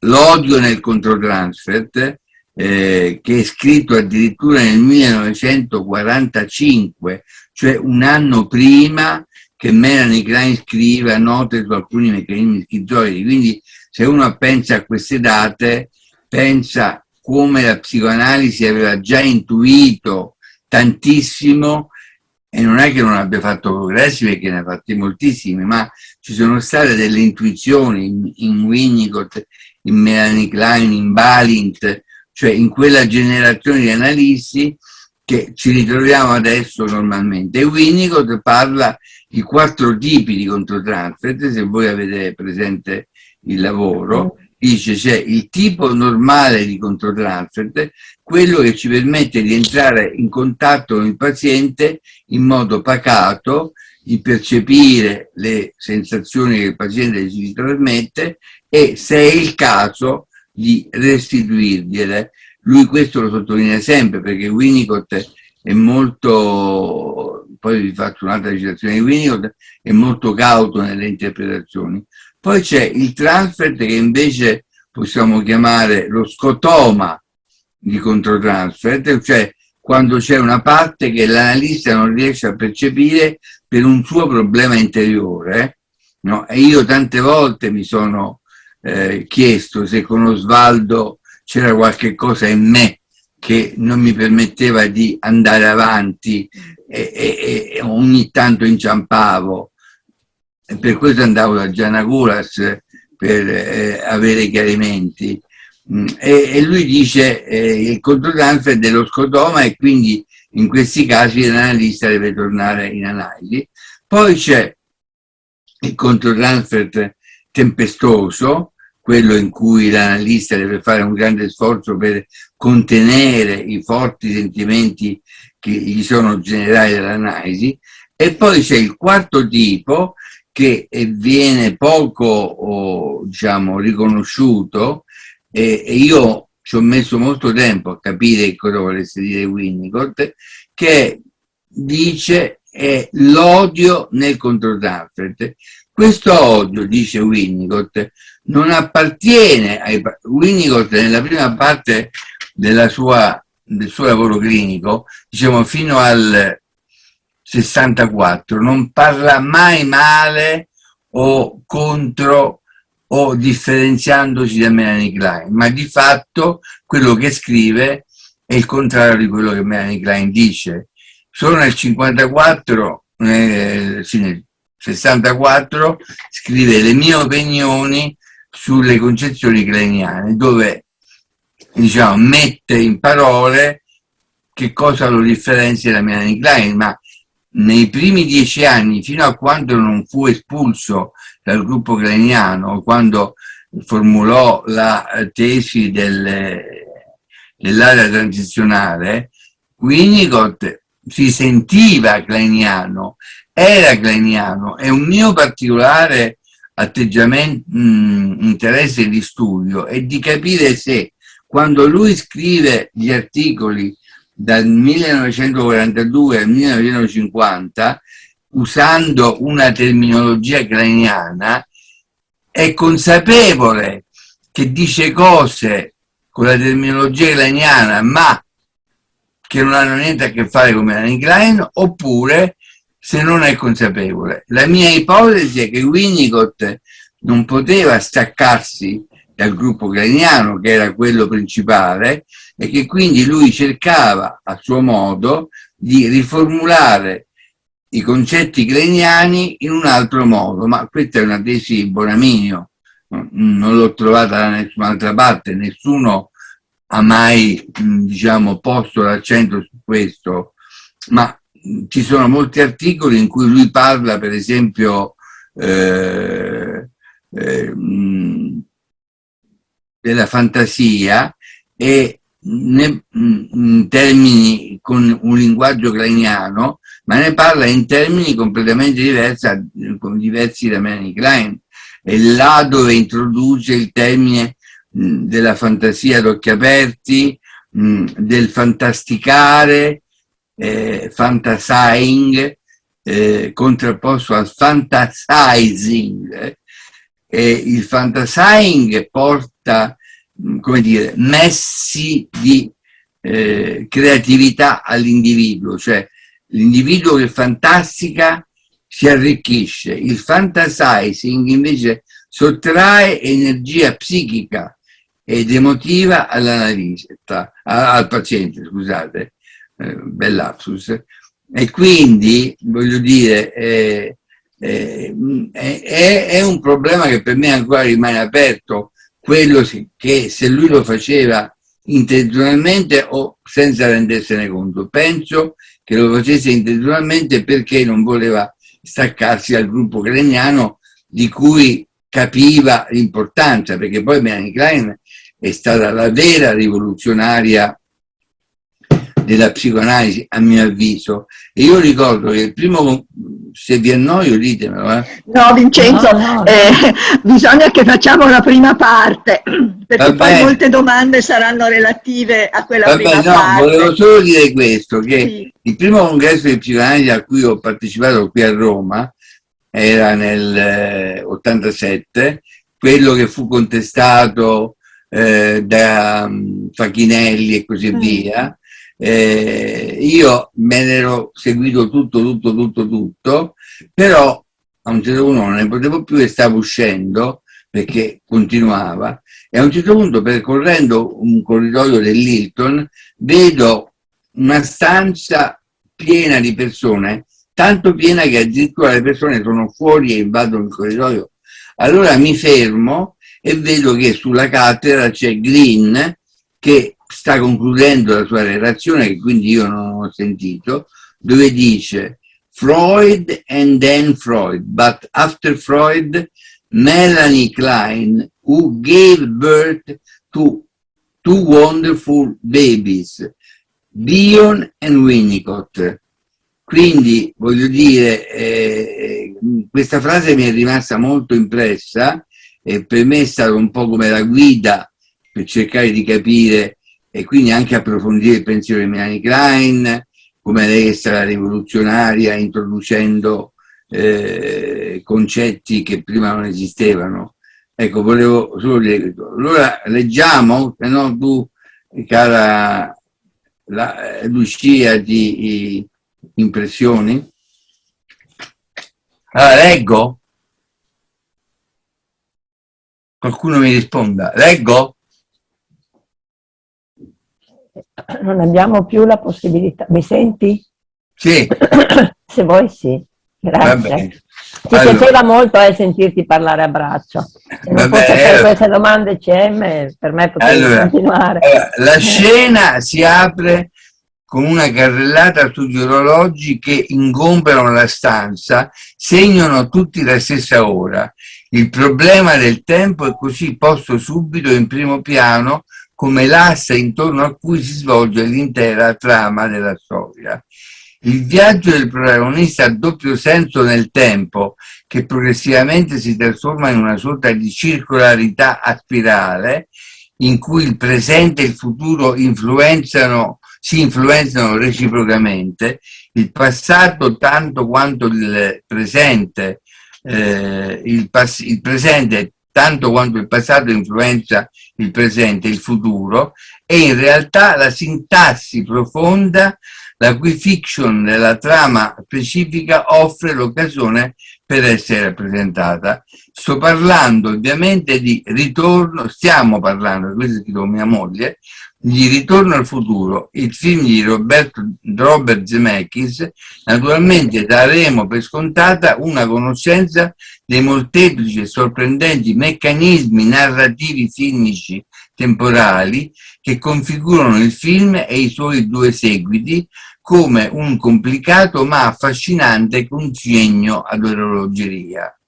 In breve, come possiamo desumere dall'antefatto virtuale del film, Martin, un tipico adolescente medio americano della metà degli anni '80, che frequenta senza entusiasmo l'high school di una piccola cittadina, ha stretto una solida amicizia con Doc, archetipico scienziato bizzarro e geniale, anche per l'insoddisfacente e deludente relazione familiare con i genitori, scarsamente vitali, opachi, poco consistenti, che appaiono sottrarsi tanto all'idealizzazione quanto a quella necessaria opposizione differenziante che caratterizza l'adolescenza. Il regista Robert Zemeckis ci introduce con efficace sintesi all'ambiente familiare e scolastico, in breve, delle relazioni sociali in cui Martin è inserito. Bisogna andare avanti. Convocato da Doc, che vuole mostrargli la più stupefacente ed importante invenzione, la macchina del tempo, una DeLorean opportunamente modificata. Qui, cara Lucia, lasciami dire che l'ho vista quando sono stato a Los Angeles agli Universal Studios, perché era esposta al centro, proprio la DeLorean. È bellissima, effettivamente. Sì, è opportunamente modificata. Martin è testimone del fatto che Doc viene colpito a morte, almeno sembra così indubitabilmente, allo spettatore e a Martin, da terroristi libici ai quali lo scienziato aveva sottratto il plutonio, componente essenziale del carburante per il funzionamento della sua invenzione. Per sfuggire ai rischi di essere ucciso anche lui, Martin balza alla guida, quindi la storia questo pezzo di storia è che apparentemente il dottor Doc viene ucciso dai libici, mentre Martin, per sfuggire all'uccisione, balza alla guida della DeLorean inseguito dai terroristi. Martin spinge la macchina al massimo. Dimentico in quel momento che Doc aveva preimpostato su un'apposita speciale strumentazione una certa data. La macchina raggiunge così la velocità critica degli 88 miglia orari e Martin si ritrova catapultato 30 anni prima nello stesso luogo, che naturalmente non è lo stesso. Si vedono alberi, ma non ci sono tutti i palazzi che c'erano quando Martin stava nel suo tempo.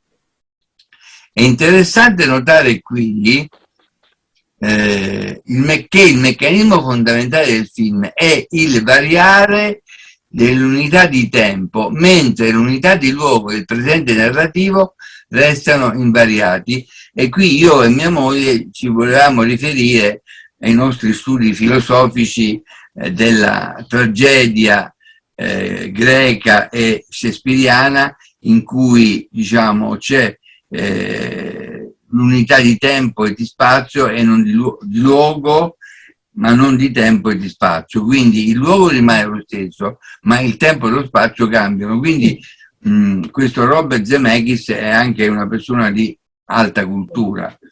Martin si ritrova nel passato prima della sua nascita, ma alle radici delle sue origini individuali, e nel tentativo di ritornare al futuro entra in contatto con quegli adolescenti che, e questo è bellissimo, che diventeranno i suoi genitori con la preistoria della sua famiglia, cioè con la preistoria della sua famiglia nucleare. La trama del film ci porta direttamente dentro la tematica epistemofilica relativa alle proprie origini. La visitazione del proprio passato rende inevitabile, oltre che rischiosa, l'interferenza con la storia già accaduta, ma questa ineludibile interferenza si risolve in una trasformazione del proprio passato. E qui abbiamo quella che non mi vergogno di dire in tedesco, la Nachtraglichkeit, no? Cioè il fatto che il passato influenza il presente e il presente influenza il passato, e quindi si risolve in una trasformazione del proprio passato. Martin contribuisce attivamente alla costruzione di una nuova storia, di una nuova narrazione. Detto tra parentesi, anche se non è scritto, qui ci riferiamo al fatto che questo è il meccanismo fondamentale della cura psicoanalitica. Se non ci fosse questa dimensione del tempo secondo, della Nachtraglichkeit, scusami Andrea se la pronuncio male, insomma della Pregù, che è più facile dire, non potremmo cambiare niente nel paziente, perché tutto rimarrebbe immobile, mentre proprio questo, diciamo, ripercorrere nel presente il passato influenza e cambia il passato, e questo lo vediamo quotidianamente, per esempio nei casi di lutto, nei casi in cui un bambino veniva bullizzato oppure è stato violentato. Se non ci fosse questa possibilità di ripensare e rinarrare in analisi la storia in modo diverso, non faremmo un passo in avanti. Ma questo già il nostro padre Freud lo aveva intuito nel caso famoso dell'uomo dei lupi, anche se l'uomo dei lupi è non una bella pagina della storia della psicoanalisi, è bella come argomentazione teorica, ma voi sapete che il paziente dell'uomo dei lupi è passato da Freud a Rutmann Brunswick, poi essendo ricco ha finanziato abbondantemente la società psicoanalitica, poi è stato preso in altre due analisi senza cambiare di niente. È inutile che adesso mi metto a raccontare la storia dell'uomo dei lupi, ma insomma il suo problema principale era che era fortemente stitico e che solo quando riusciva, dopo una settimana o due, ad andare in bagno, quella sensazione di irrealtà in cui lui vedeva, quella specie di velo che ostacolava la sua percezione della realtà, si scioglieva, si spaccava e lui poteva ridere, però poi ricominciava la stipsi e quindi ricominciava la storia. E come voi sapete c'è questo famoso sogno, non lo dico nemmeno, dei 7 caprettini, che diciamo il sogno in cui improvvisamente per una folata di vento, secondo il ricordo dell'uomo dei lupi, che è forse un ricordo di copertura, il piccolo si aprono le tende e vede su un albero che sta nel giardino di fronte 7 capretti, 7 lupi, scusate, e poi nelle associazioni con Freud gli viene in mente la storia dei 7 caprettini e vede il coitus a tergo dei genitori, e secondo Freud questa scena influenza tutta la vita psichica del paziente. Adesso chiudo questa parentesi che però mi sentivo di fare. Naturalmente, come dicevo prima, vengo a parlare di Freud in casa freudiana, ma insomma lasceremelo fare. Allora, in questo scenario edipico, in cui si intrecciano relazioni conoscitive e relazioni oggettuali libidiche ed aggressive, i legami K-LH di Bion, cioè conoscenza, amore e odio, in cui si rende possibile un nuovo gioco di identificazioni e di disidentificazioni, come che veniva prima citato da qualcuno, come detto da Semi, con gli oggetti primari. Martin è in grado di generare nuove e più ricche ed articolate rappresentazioni degli oggetti interni del sé e delle loro relazioni. In questa reiscrizione interpretativa e immaginativa della storia, il senso di sé e dell'identità con cui lo ritroviamo al termine del film risulta modificato, ampliato, arricchito, articolato. In quel senso di fugace sorpresa e scoperta in cui lo cogliamo tornato nel futuro, cioè al presente, quando rientra in contatto con i componenti della sua famiglia, vale a dire la popolazione degli oggetti interni e delle loro relazioni con che non è più quella che aveva lasciato, è possibile vedere lo sviluppo di quelle potenzialità più autentiche del sé, prima inattive e sospese. Dopo la sospensione, dopo la frattura del presente, il tempo soggettivo ha preso un nuovo e diverso corso, che è quello che succede in analisi. L'io visitante e i visitatori dell'io. Il film ci appare come una metafora fruibile a più livelli. Visualizzato come un brano nel corso della vita, esso è evocativo di quelle trasformazioni adolescenziali che si possono realizzare quando esistono delle condizioni di base per lo sviluppo psichico che possono essere date per scontate quando esiste, per dirla in termini winnicottiani, un ambiente sufficientemente buono. Per la realizzazione del nostro lavoro clinico ci è impossibile guardare all'individuo per sé senza un contemporaneo sguardo all'ambiente, inteso come qualità dell'apporto dell'altro di cui il soggetto può fruire e in cui l'individuo appunto diventa tale. È solo in questa prospettiva che è possibile pensare l'adolescenza come la fase di individuazione per antonomasia, la seconda separazione e individuazione nei termini di Peter Bloss.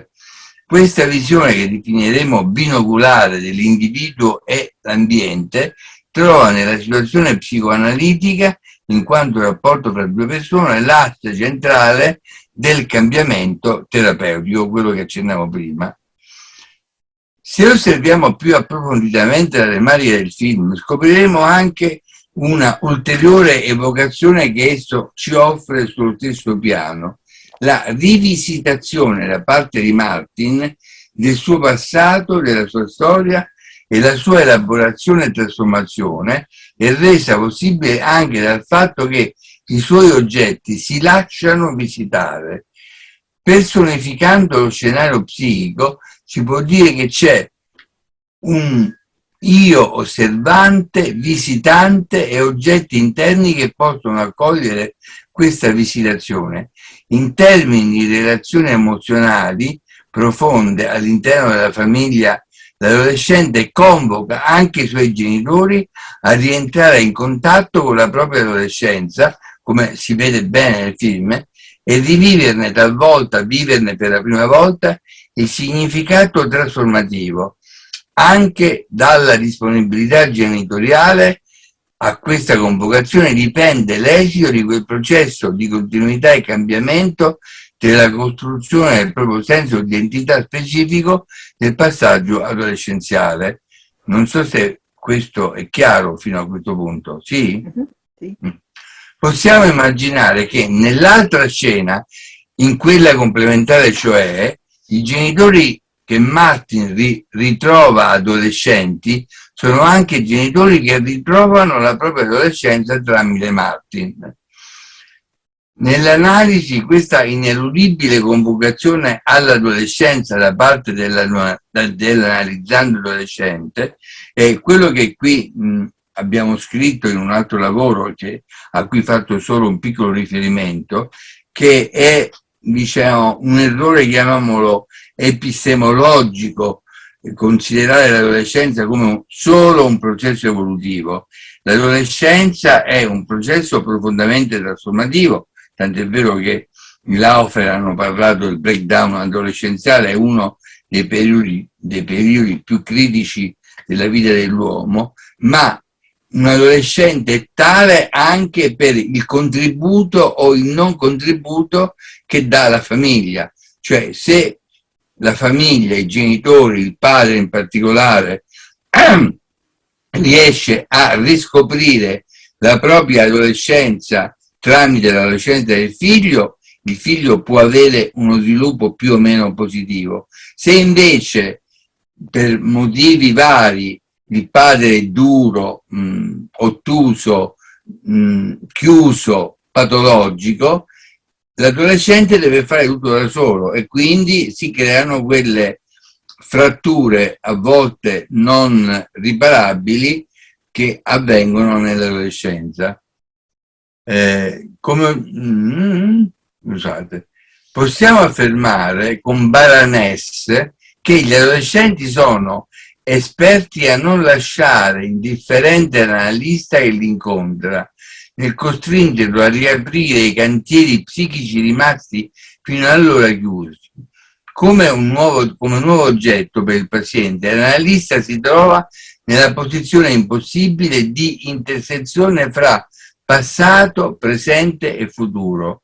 Nell'offerta di sé come polo dialettico attraverso cui l'adolescente può storicizzare la propria soggettività, l'analista deve tollerare il paradosso di essere l'ostensore di un tempo storico per l'adolescente che rivendica invece l'assoluta attualità della sua esperienza. Time is on my side, il tempo è dalla mia parte, cantava confrontata ed adolescenziale onnipotenza Mick Jagger dei Rolling Stone alla fine degli anni 60. Qui volevo dire che rileggendo, non solo ora, ma questo lavoro in altre occasioni, anche per me, mi sono reso conto di come è cambiata la condizione adolescenziale nei tempi attuali.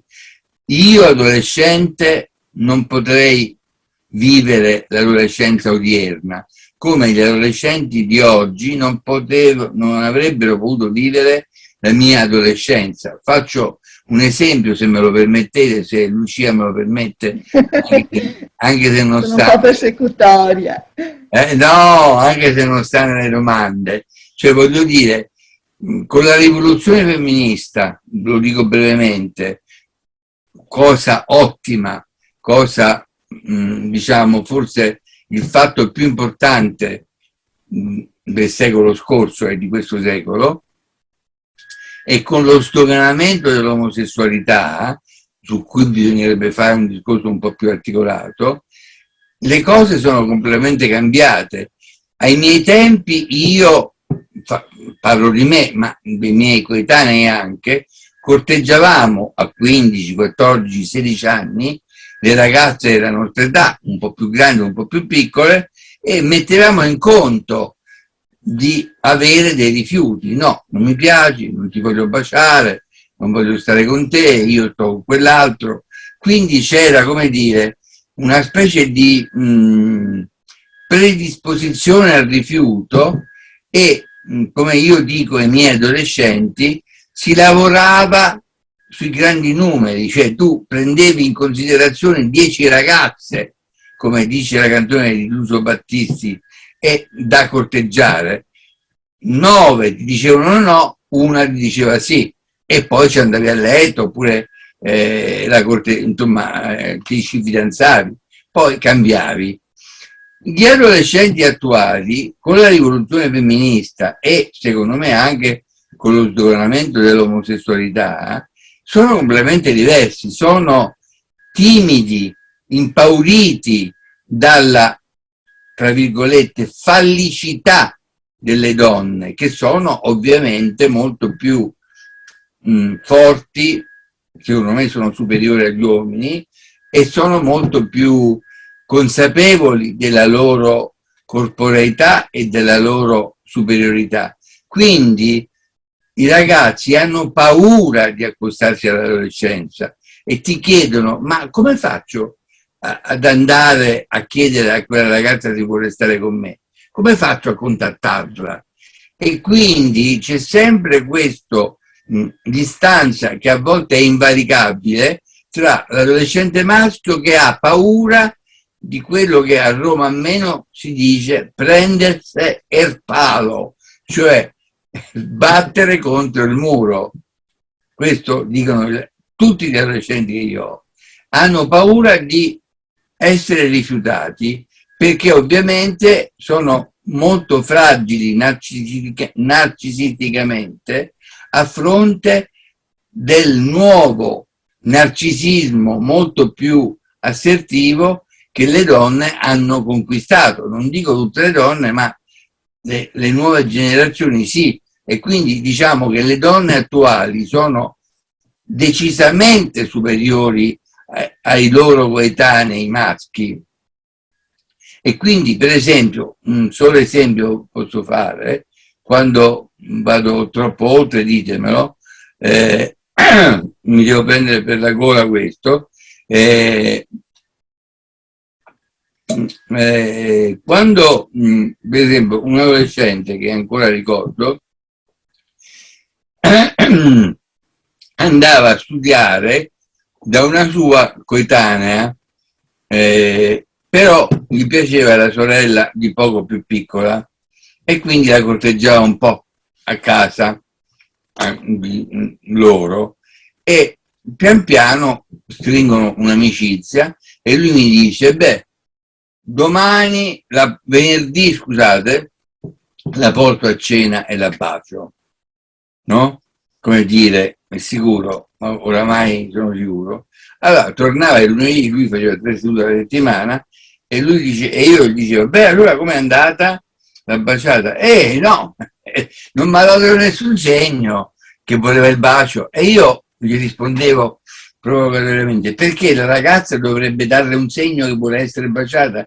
Deve essere lei che si deve avvicinare e far capire che la vuole baciare. Ah, ho capito.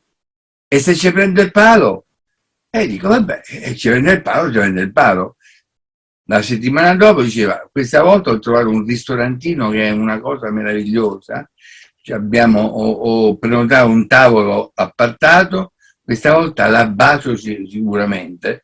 Lui si metteva i soldi da parte, andavano in questo ristorante, tornava come al solito lunedì, diceva: allora questa volta l'ha baciata?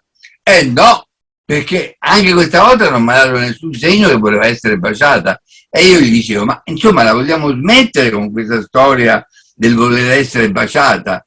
Se lei la vuole baciare, ci provi, se lei non vuole, volterà la faccia dall'altra parte oppure si allontanerà. Non è che ci vuole diciamo così, una grande intelligenza per capire. Sì, io poi ci prendo il palo e ci sto male per tutta la settimana, e poi se lo vengono a sapere, io parlo il linguaggio romanesco, se lo vengono a sapere i miei compagni, i miei amici, io divento un sottone, che significa uno che sta sotto, che non è, diciamo, in primo piano, no?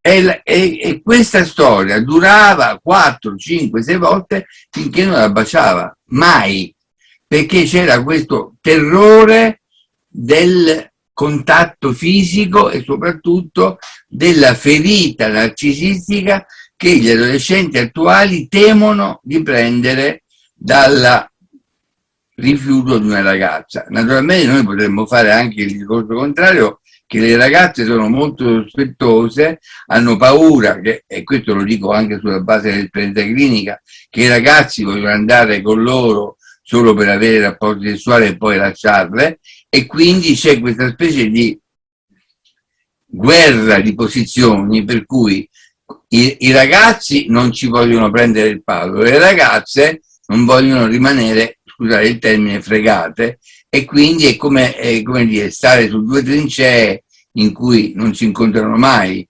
e la situazione è abbastanza complessa.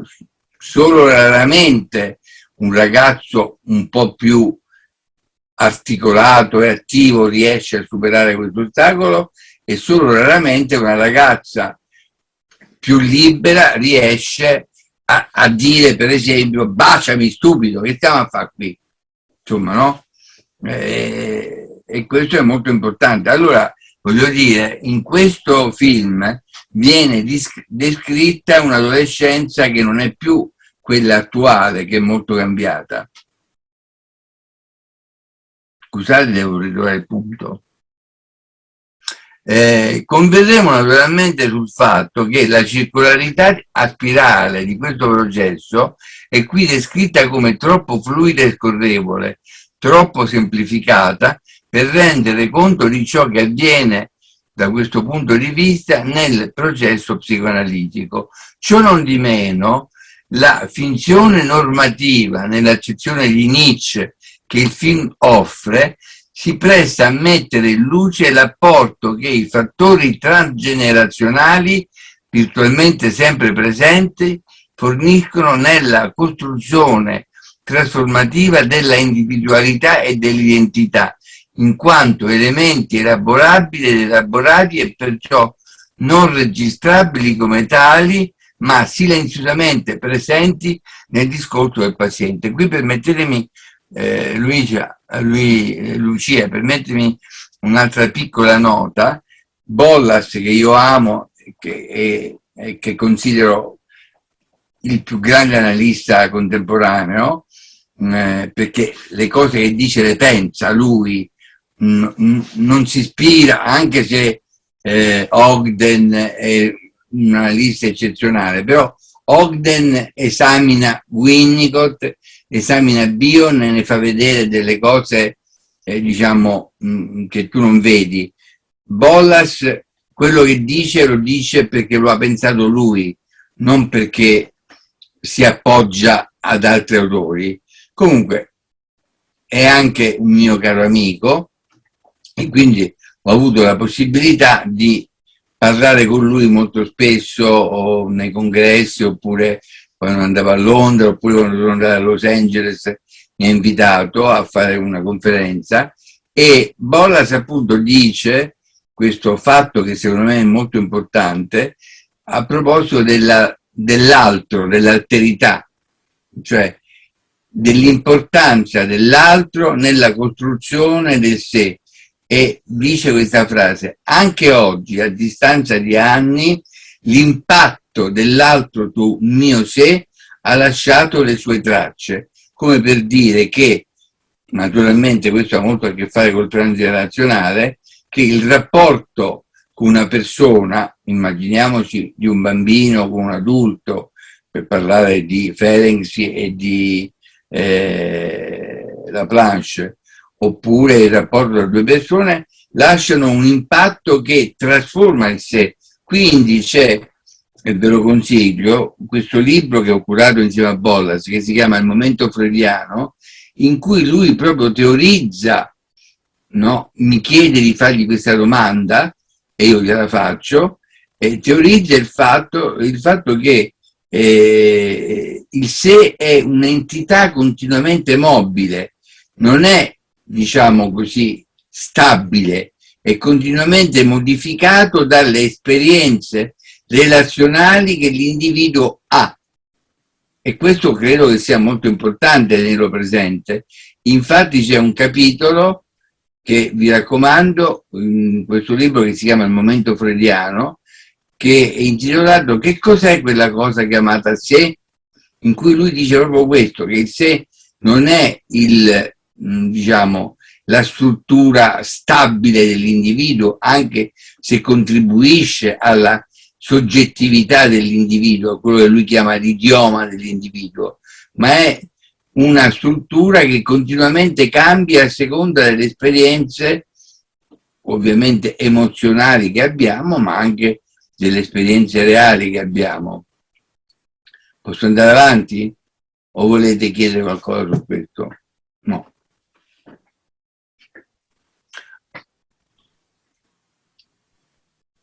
Direi di andare avanti e di concludere questa parte. Sì, e senz'altro.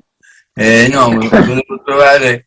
Allora, non devo riprendere. Se nella finzione normativa possiamo immaginare l'io che visita i propri oggetti interni, qui con pazienti in genere normalmente disturbati sono gli oggetti che diventano visitatori dell'io, che reclamano spazio o silenzio collusivo, che richiedono custodia del segreto, che esprimono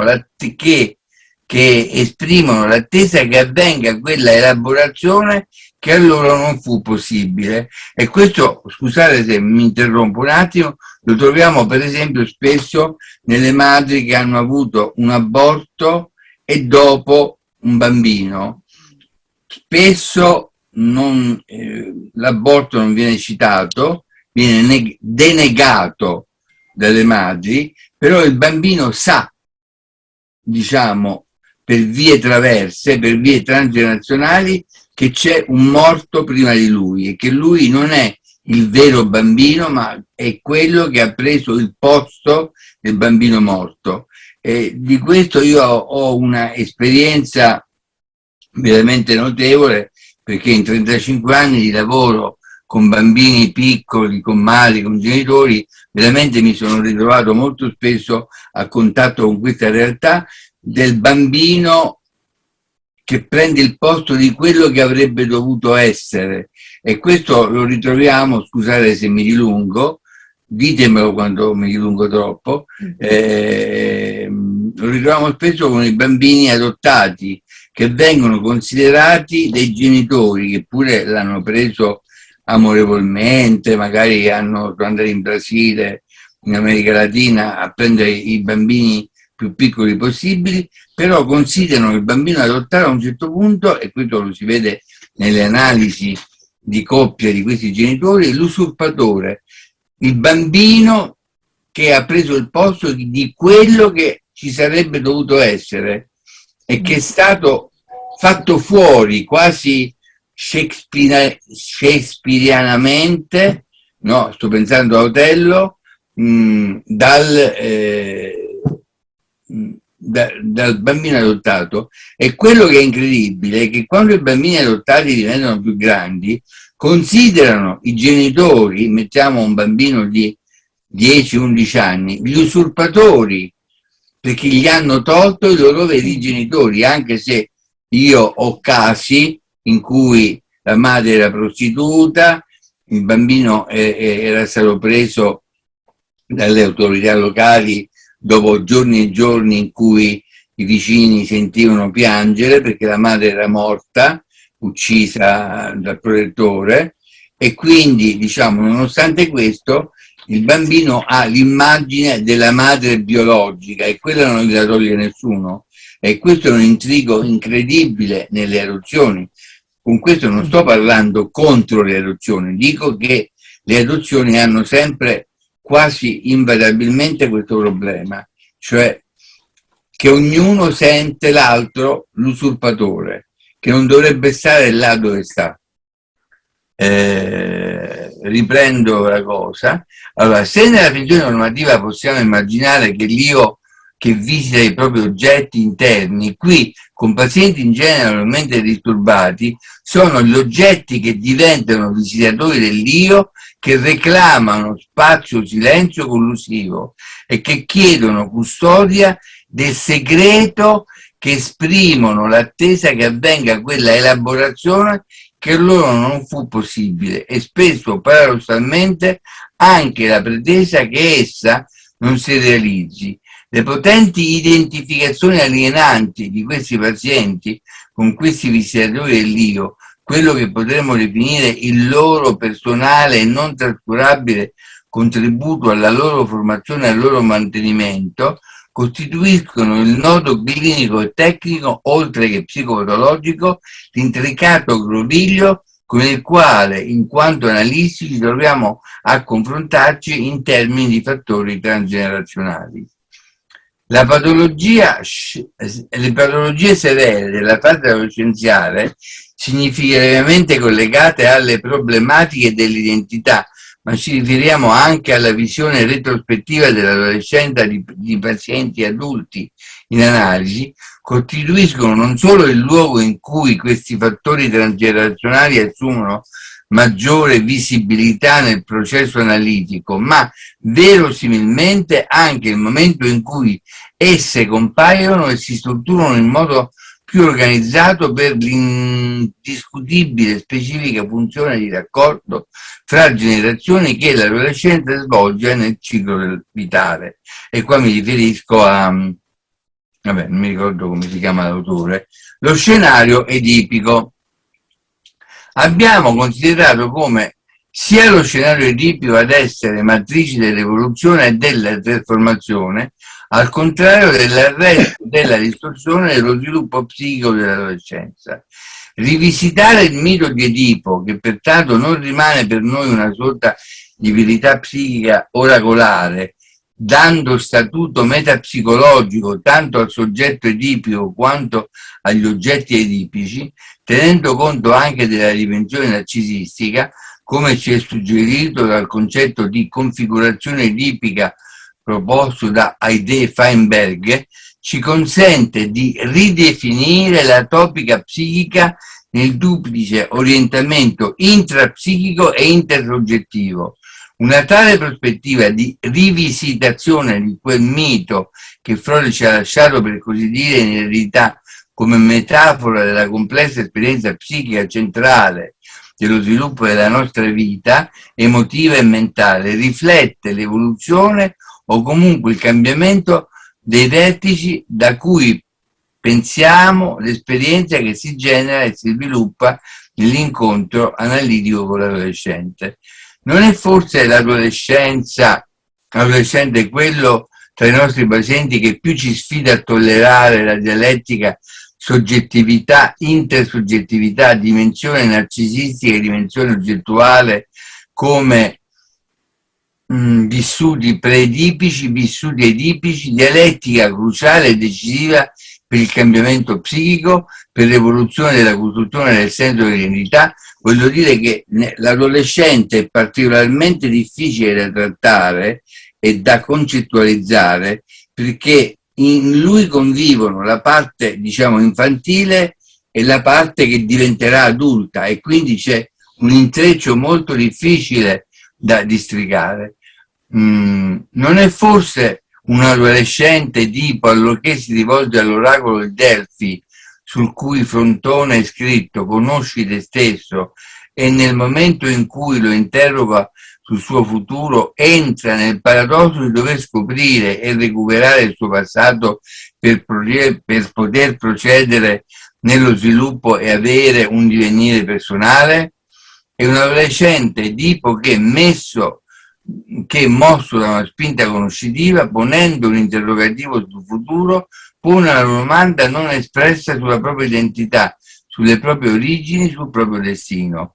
Nell'interrogativo che Edipo pone è implicito il dilemma se il futuro gli riserva il passato, se il suo futuro è il suo passato o se invece il suo futuro può generarsi dal suo passato come processo di integrazione e trasformazione.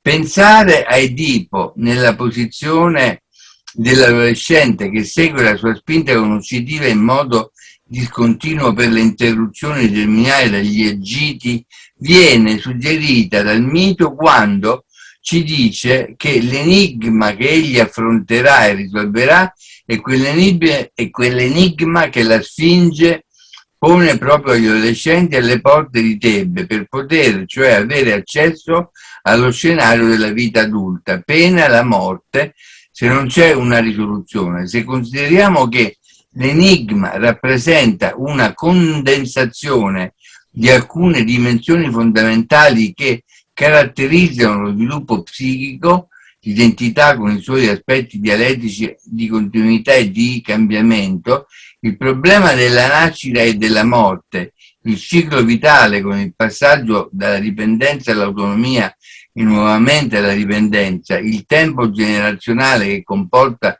una propria collocazione all'interno della successione delle generazioni, allora l'adolescenza si configura come fase cruciale nel percorso di crescita e nella costituzione del senso di sé, nell'assunzione della soggettività.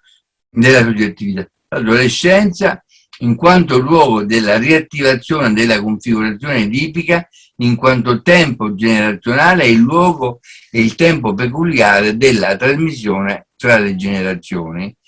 Cosa dite? Ci fermiamo per un piccolo intervallo, scusa Maria, perché...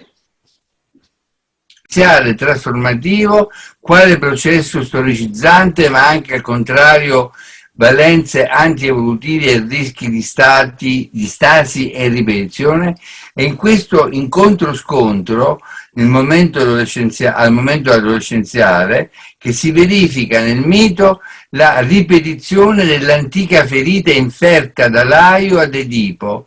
La ruota del cerchio di Laio passa sul piede di Edipo, già trafitto alla nascita dal padre che lo abbandonò sul monte Citerone, non rendendosi possibile una risignificazione e trasformazione attraverso un processo storicizzante di après-coup. Qua volevo solo dire che anche andando a confrontare su Google ci sono varie versioni del mito di Edipo. Noi naturalmente abbiamo preso quella a cui si ispira Freud, che non è molto diversa dalle altre, ma ci sono delle piccole variazioni, e quando lo abbiamo pubblicato sul Quarterly, molti hanno contestato che non era la versione, no, noi abbiamo detto no, questa è la versione di Freud, vogliamo questa, cioè non ce lo volevano accettare perché non era la versione giusta. Se consideriamo che un mito è generato da altri miti e a sua volta genera ulteriori miti, allora il mito di Edipo, proprio per quanto concerne l'aspetto del filicidio-parricidio, ci diviene più comprensibile se ne vediamo la discendenza dal mito di Laio.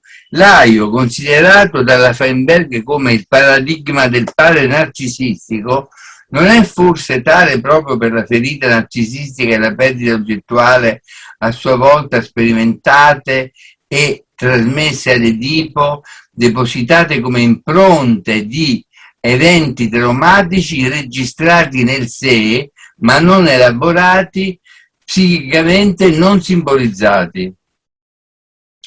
Possiamo anche pensare che l'oracolo che enuncia la profezia, il figlio di Giocasta avrebbe ucciso il proprio padre, come una sorta di teoria delirante del mondo interno di Laio, lo induca a un tentativo di filicidio, automutilandosi negli aspetti di generatività e creatività, proprio per la sua esperienza infantile, per cui la morte precoce del padre viene a corrispondere realmente alla sua fantasia inconscia di averlo ucciso e meritare la morte a sua volta del proprio figlio. Si può dire che il corpo di Edipo sa quello che la sua mente non conosce e non può pensare.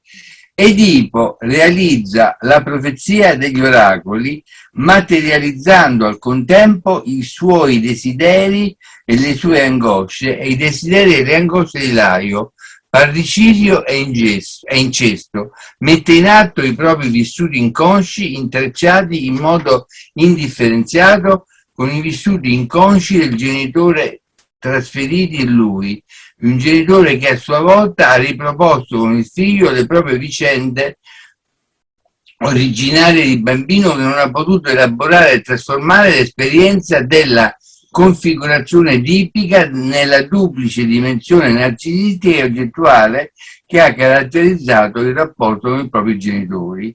In questa ripetizione tra le generazioni dei pattern relazionali si verifica una trasmissione non solo delle paure, fantasie, aspettative e desideri, ma anche delle modalità difensive messe in atto di fronte all'angoscia della violenza, delle emozioni, alla sofferenza psichica, operazioni quali la scissione, l'espulsione e il diniego. Come esiste una marcata scissione tra il corpo e la mente di Edipo, scissione mantenuta anche dal vissuto di estraneità del corpo adolescenziale, così esiste una marcata scissione tra la famiglia di Tebe e la famiglia di Corinto. Il vissuto di Laio riguardo alla genitorialità e all'esistenza e soggettività di Edipo determinano una relazione distruttiva. Accade effettivamente che i genitori abbandonino i loro figli e con questo abbandono entriamo in contatto nelle nostre psicoterapie con i bambini adottati. Ciò che vorremmo proporre è una maggiore esplicitazione di quello che può accadere nel mondo interno dei genitori e della qualità della loro relazione con il figlio. Edipo, adottato da Polibo e Peribea, non è solo il bambino rifiutato, ferito, espulso, ma concretizza anche il rifiuto e l'espulsione da parte di Laio e Giocasta di quegli aspetti personali di terrore, odio, inintegrabili, non metabolizzabili. L'affidamento è a quegli aspetti ideali di sé dei genitori che non sanno nulla degli aspetti distruttivi e allevano il figlio in una relazione idealizzata e idealizzante che si mantiene in maniera esclusiva, totale e prolungata oltre la necessità del processo evolutivo, non rende possibile che una falsa riparazione della ferita di base. Pensiamo all'affermazione di Winnicott nel suo lavoro L'odio nel controtraffico già citato, che la madre, mi sono sbagliato, 45, scusate, che la madre odia il bambino prima di amarlo, prima ancora che il bambino odi la madre e prima che il bambino possa sapere che sua madre lo odia. Per Winnicott è necessario è necessario che una madre possa tollerare di odiare il suo bambino senza farvi niente, senza negare o al contrario agire questo affetto che può essere espresso e rappresentato nello spazio transizionale delle ninna nanne, del gioco e delle fiabe. Ninna o, a chi lo do questo bambino lo regalo all'uomo nero che lo tiene un anno intero. E nel tempo dell'adolescenza, in cui si attiva un movimento di idealizzazione e disidentificazione nei confronti dei genitori, la voce che insinua a Edipo il dubbio di non assomigliare ai genitori, che Edipo si trova imbrigliato nel duplice orientamento della spinta evolutiva e trasformativa alla integrazione e alla individuazione, e del mantenimento della non integrazione e della identificazione alienante, aspetti scissi e negati dai genitori. È il tempo dell'adolescenza, come abbiamo già considerato, quello in cui il figlio convoca i genitori a rientrare in contatto con la propria adolescenza. Pensiamo all'immagine di Laio che ha un comportamento così provocatorio e aggressivo nei confronti di Edipo che non può dare riconoscimento e spazio all'emergenza adolescenziale del figlio, percepito proprio in quanto adolescente, sconosciuto ed estraneo, immagine così contrastante rispetto a quella che ci propone Coutte del genitore nella situazione tipica, il quale può sentire e mostrare un luccichio di gioia e di orgoglio di fronte ai passi del figlio verso la conquista di una capacità nuova, più ricca di affetti e di assertività. Qui ci sarebbe da discutere, ma lasciamo perdere. Assertività che vediamo in Edipo trasformarsi in aggressività distruttiva. Il parricidio, l'uccisione della funzione simbolica del padre, ha come conseguenza l'incesto che mescola tutti i rapporti di generazioni e perciò tutti i rapporti logici tra predecessore e successore, tra causa e conseguenza. André Green 92. Se vi ricordate la storia, non so se lo dico dopo, Edipo sta uscendo da Tebe, mentre Laio sta uscendo da Tebe accompagnato da un soldato, mentre Edipo sta entrando a Tebe perché ha deciso, ha comunicato ai suoi genitori adottivi, che gli hanno rivelato che è adottato, che lui è di Tebe. Si incontrano e nella legge, diciamo, del traffico del tempo, chi sale ha la precedenza, chi scende si deve fermare. Edipo rivendica di voler salire con tutto il significato simbolico che ha, mentre Laio dice io sono il re e scendo, e quindi a quel punto Edipo, preso dalla rabbia edipica, uccide il padre, uccide Edipo ed entra a Tebe come nuovo re di Tebe e incontra Giocasta e si giace, come dice la tragedia con lei, assertività che vediamo in Edipo trasformarsi in aggressività distruttiva. Il parricidio, l'uccisione della funzione simbolica del padre, ha come conseguenza l'incesto che mescola tutti i rapporti, l'ho già letto.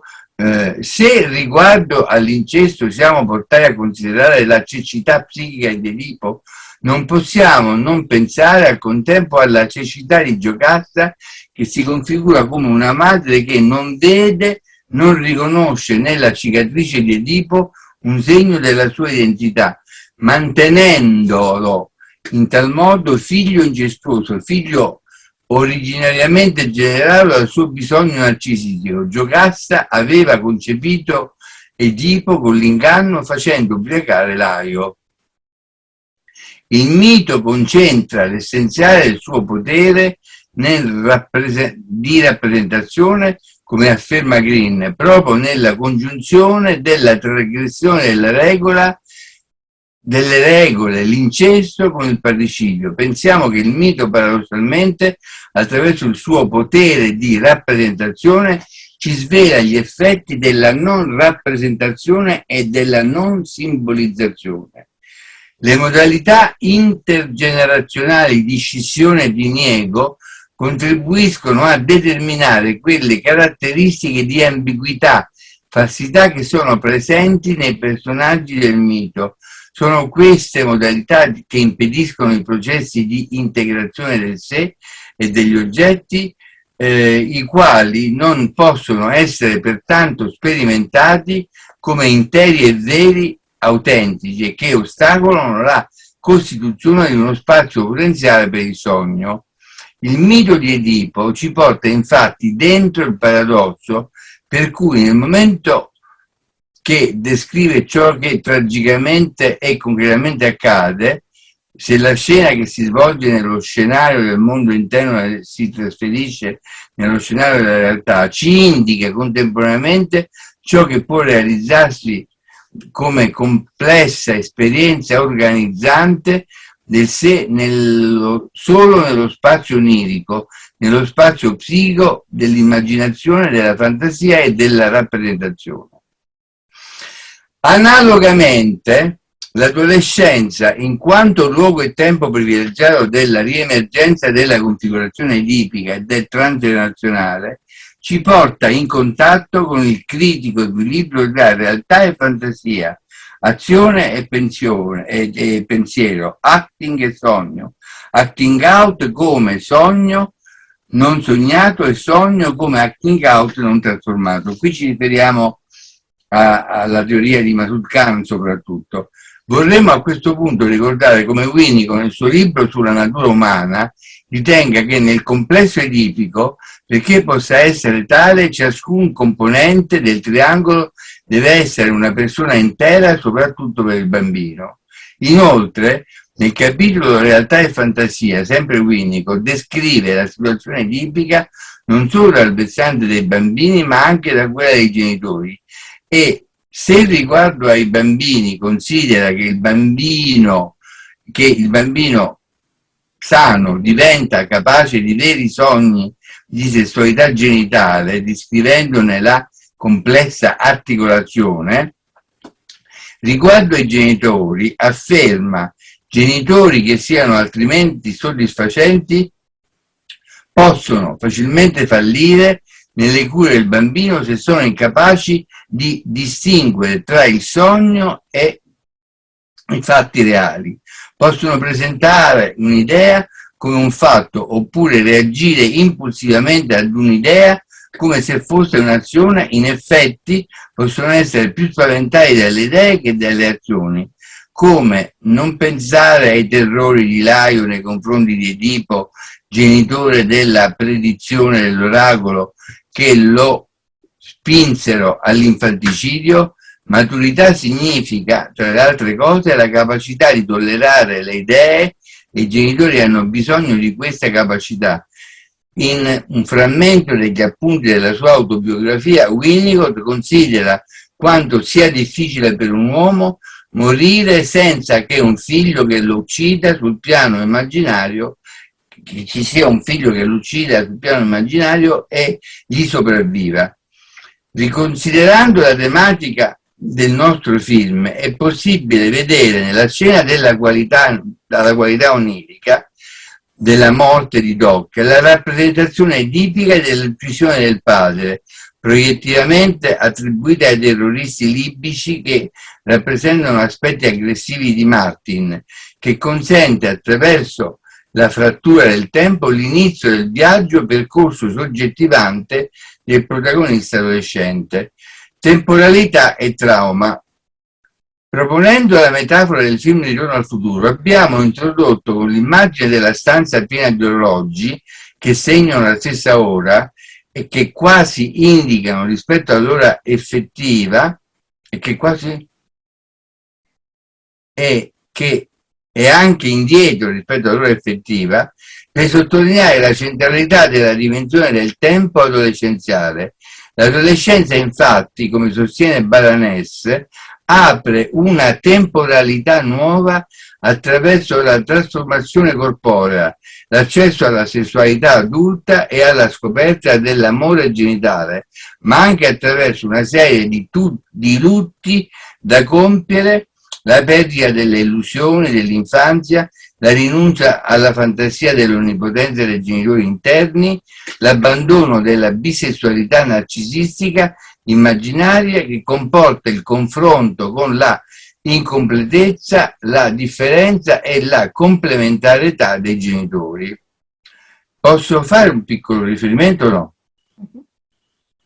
Un adolescente che ho in analisi in questo periodo, ma da un po' di tempo, non riesce ad avere approcci con le ragazze, va nei luoghi in cui pullulano ragazze, non dico come chiama questi luoghi per non essere volgare, però non ci riesce e si genera quella situazione che ho già descritto: gruppi di ragazze che parlano tra loro e gruppi di ragazzi che parlano tra loro, si guardano a vicenda ma nessuno si avvicina all'altro. Questo ragazzo, qua mi è venuta una bella interpretazione, devo dire, che ha dato una svolta all'analisi, perché questo ragazzo dice che poi i miei genitori un po' di rispetto, no? Io ho 20 anni, non è che stanno nella stanza vicino alla mia, e io sento quando fanno l'amore, sento i gemiti di mia madre, sento il fiato grosso di mio padre. E che cazzo, dice, non potrebbero essere un po' più riservati? Pensi che una volta stavo andando al cesso, sono passato, avevano pure lasciato la porta aperta, io ho visto il cuore di mia madre, e ha detto questo. Dopo un po' di tempo questa immagine mi è rimasta impressa, come direbbe Bollas, come un fatto che ha creato un imprinting, e io gli ho detto: ma Federico, non è che la sua difficoltà a avere rapporti con ragazze può dipendere, forse è un'ipotesi, dal fatto che lei sente i suoi genitori che fanno l'amore e che non mettono una differenza tra loro e lei, e che lei ha visto il sedere di sua madre? Lui si è fermato e ha detto, beh, una parolaccia, per la miseria, credo che sia proprio così, che io ho paura che se scopo una ragazza sto scopando mia madre. E a me mi è sembrato una cosa magica, non dipendente dalla mia bravura, ma dal fatto che me l'aveva detto praticamente in 1000 modi, finché non ha parlato proprio della visione corporea della madre. E c'è una frase di Winnicott in cui dice: la scena primaria è fondamentale se viene fantasticata ed è generatrice di creatività e di genitalità adulta, produttiva e creativa. Se invece viene vista realmente, è una tragedia, è un trauma non riparabile, che è un po' quello che questo ragazzo ha vissuto. Sì. Prego, il tempo dell'adolescenza incontra il tempo dell'adulto, dei genitori in un processo di reciproca messa in crisi, spesso catastrofica in senso bioniano, che cortocircuita i tempi e le differenze fra generazioni. Gli adolescenti fanno invecchiare i genitori, che comporta, questo sappiamo bene che fanno invecchiare i genitori, e comporta, come abbiamo già accennato, potenzialità di cambiamento, ma anche rischi di stasi e di ripetizione. Punti di alterazione e di arresto da parte dei genitori nell'iscrizione psichica e simbolizzazione di eventi e vissuti relativi alla complessità della configurazione edipica restano attivi e traumatici, lasciano tracce non elaborabili e non elaborate, che fanno ritorno attraverso il fenomeno della ripetizione nella realtà psichica dell'adolescente. A nostro avviso, una configurazione di questo tipo si può evidenziare, secondo quella che è la nostra esperienza, in certe forme di patologia che insorge proprio in questa fase della vita. Nei disturbi clinici adolescenziali, considerando i diversi gradi di gravità, è in primo piano proprio il problema della temporalità. La patologia può segnalare un ritardo del tempo, un suo arresto o anche una sua assenza. Negli stati borderline e soprattutto nelle psicosi è assente il tempo della differenziazione, della individuazione e personalizzazione, del divenire e del progettare la prospettiva del futuro. Sappiamo? Pensiamo che a questo proposito che l'esperienza psicoanalitica può ristabilire e rimettere in moto, con un po' di fortuna, direbbe Winnicott, il tempo dell'adolescente attraverso il processo della posteriorità, in cui i nuovi significati che si generano nell'incontro tra placente, adolescente ed analista danno senso e rappresentazione posteriormente al passato, che pertanto può trasformarsi. Baranger e Mom. Riteniamo che il riconoscimento e la comprensione condivisa con l'adolescente di alcuni traumi, come appunto quegli eventi vissuti non metabolizzati e non integrati dell'ambiente genitoriale, e al contempo l'analisi delle risposte psichiche che si sono verificate, tracce amnestiche, rimaneggiamenti degli elementi traumatici organizzazione difensiva, effetti sull'attività fantasmatica e sul funzionamento del pensiero, possono contribuire all'attivazione di un processo di reintegrazione soggettiva della propria storia. Si può osservare più in generale, al di là della posizione peculiare che, per quanto abbiamo appena accennato, assume l'adolescenza in quanto luogo del transgenerazionale, che la maggior parte delle ricerche sulla trasmissione della vita psichica tra generazioni è, come osserva KS, il frutto di un confronto clinico con organizzazioni o strutture psicotiche, borderline o narcisistiche. Secondo questo autore, fin dall'inizio degli anni 70, le ricerche in Francia di Abraham e Torok sul lutto, l'incorporazione, la cripta e il fantasma hanno svolto un ruolo decisivo nel rinnovamento della prospettiva della concettualizzazione di questo ambito. L'apertura di questo campo di ricerca ha fatto germinare riflessioni cliniche e teoriche che sulla trasmissione psichica del sintomo, dei meccanismi difensivi, della sofferenza psichica, sulla organizzazione delle relazioni oggettuali, sulla costruzione della realtà interna, sulla formazione del superio e delle funzioni dell'idea e dell'io sulla natura stessa dell'inconscio. Ma il contributo più peculiare è quello di aver posto l'accento sui difetti e sulla dimensione del negativo nel processo della trasmissione. La peculiarità di negativo, ci riferiamo ovviamente a Green, la peculiarità di una trasmissione difettosa viene individuata nell'incistamento dell'inconscio di un soggetto in una parte della formazione inconscia di un altro, che viene ad ossessionarlo come fantasma mediante l'ipoteca del mandato dell'antenato nei confronti della discendenza. L'entusiasmo cui sembra far riferimento KS per l'apertura di questa prospettiva fu in realtà immediatamente ridimensionato nel vivace dibattito che questi contributi generarono, soprattutto in Francia, e che trovarono in Gilbert Diactin, il figlio di René Diactin, un'ironica stigmatizzazione di queste analisi come chasseurs de fantômes, cacciatori di fantasmi. Più recentemente Baranès se nota come quest'ultimo decennio il transgenerazionale ha acquisito diritto di cittadinanza in campo psicoanalitico, dall'altro canto fa riferimento al rischio di vedere risorgere sotto il tema transgenerazionale una doppia tematica profondamente non analitica, quella di una causalità eziologica lineare che assegna ad una precisa origine esterna certe impasse della simbolizzazione nella cura, nonché quella complementare alla precedente di una mera, riparatrice o proiettiva,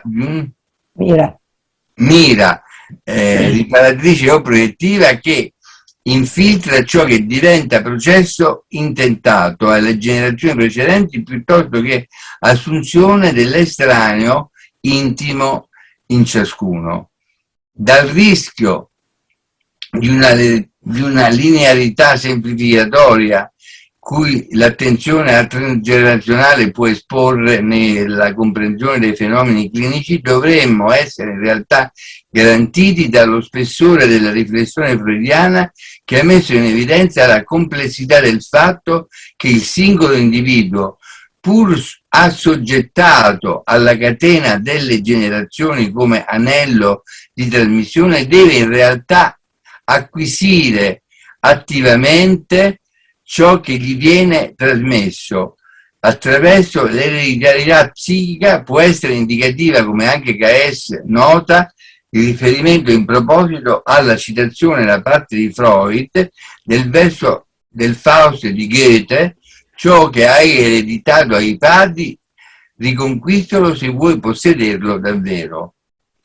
Quindi di nuovo troviamo come Freud veramente ragiona a 360 gradi, Avvertiti di questo rischio di una linearità causale semplificatoria, si può tuttavia sottolineare che l'interesse in questo ambito comporta indubbiamente un'apertura di nuove prospettive, sia per quanto riguarda la dimensione dell'epistemologia psicoanalitica, sia per quanto concerne la teoria della tecnica. Promuove un ulteriore proficuo vertice di osservazione del processo psicoanalitico, al cui dispiegarsi contribuiscono con la loro relazione sia l'analizzando che l'analista, relazione in cui si articola la soggettività e l'intersoggettività. Può stimolare l'individuazione delle differenze e il confronto in un'eventuale possibile integrazione di diversi modelli concettuali. Possono essere individuati alcuni punti nodali in cui la considerazione del transgenerazionale sembra correlabile, seppure in modo problematico, ad ampliamenti della teoria e della clinica che fanno parte dei fronti di sviluppo attuale della psicoanalisi, pur sotto differenti paradigmi clinico-teorici. Uno di essi può essere individuato in quella più o meno radicale riconsiderazione della genesi della patologia individuale, visualizzata non solo e non esclusivamente in termini conflittuali intrapsichici, ma prevalentemente in termini di organizzazione, sviluppo e distorsione delle relazioni oggettuali. Un ulteriore fronte di sviluppo attuale della psicoanalisi è relativo al progressivo ridimensionamento della centralità dei processi proiettivi nella costituzione della connotazione e qualità degli oggetti interni, per porre in primo piano i processi di identificazione proiettive reciproche all'interno della relazione. Indipendentemente dal paradigma specifico della psicologia del sé, che pure ha contribuito molto in questo senso, la maggiore attenzione al narcisismo e ai processi costitutivi dell'individualità, dell'identità, può essere descritto come un trend comune della ricerca psicoanalitica a cui di nuovo il tema del transgenerazionale si collega. Infine, un ulteriore nodo di sviluppo che appare peraltro quello più specifico della ricerca sul transgenerazionale è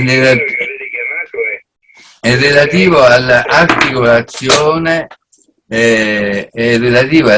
scusate dal telefono, è relativo all'articolazione, l'ho perso, l'articolazione del processo di trasmissione, quello scritto più in piccolo. Del processo di trasmissione della realtà fantasmatica inconscia da parte dell'oggetto, come il processo di assunzione da parte del soggetto e alla conseguente individuazione delle forme, dei meccanismi e degli effetti di tali processi. Se si osserva infine il panorama della letteratura internazionale su questa tematica, si nota che il riferimento all'area che genericamente può essere definita del transgenerazionale in realtà include accentuazioni concettuali e cliniche differenti, sfumature diverse. Esse vanno dalle posizioni più pure, ma anche più estreme, che visualizzano il transgenerazionale come ripetizione incistata in un individuo di uno scenario psichico inelaborato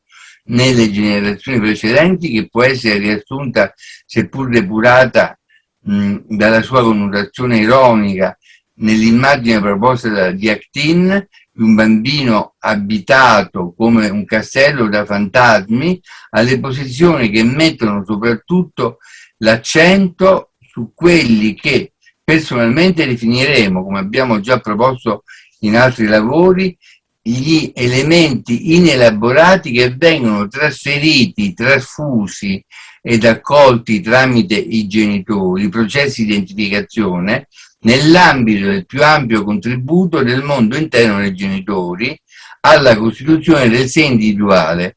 Ci interessa sottolineare che, indipendentemente da quelle differenti accentuazioni o accezioni, ciò che comunque appare invariabilmente sottolineato riguardo ai fattori transgenerazionali è, da un lato, l'elemento del trauma insito nella trasmissione inconscia, dall'altro la caratteristica di estraneità, di alienazione che si genera nell'io del paziente. In questi nostri precedenti lavori sopracitati abbiamo in particolare messo in evidenza gli effetti traumatici della trasmissione della realtà fantasmatica inconscia dell'oggetto nell'organizzazione della psicopatologia in termini di identificazione ego-aliene, soprattutto in riferimento alla concezione di Winnicott, 1969. Qui lasciatemi fare, posso? Due riferimenti. Uno del, mi pare,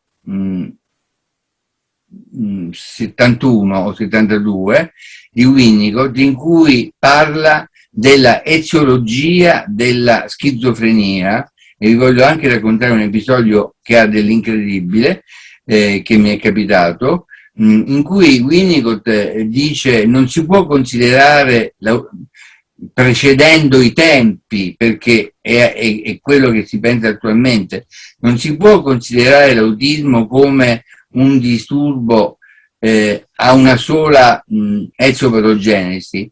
L'autismo è un disturbo multipatogenetico in cui intervengono fattori biologici, psicologici, ambientali, endocrini, cerebrali e così via. Ma non dobbiamo per questo però evitare di considerare che esistono anche fattori psicologici, e naturalmente in quanto analista, dice Winnicott, mi concentro su questo ma non escludendo quelli precedenti. E secondo Winnicott il bambino autistico, contrariamente a quello che dice quell'autore che ha scritto La fortezza vuota, che in questo momento mi sfugge, Bettelheim, non vive in un castello isolato, ma vive in un castello per combattere un fantasma che non conosce, che sarebbe la fantasia inconscia della madre, proiettata, incistata dentro il bambino, che quel bambino avrebbe dovuto essere morto.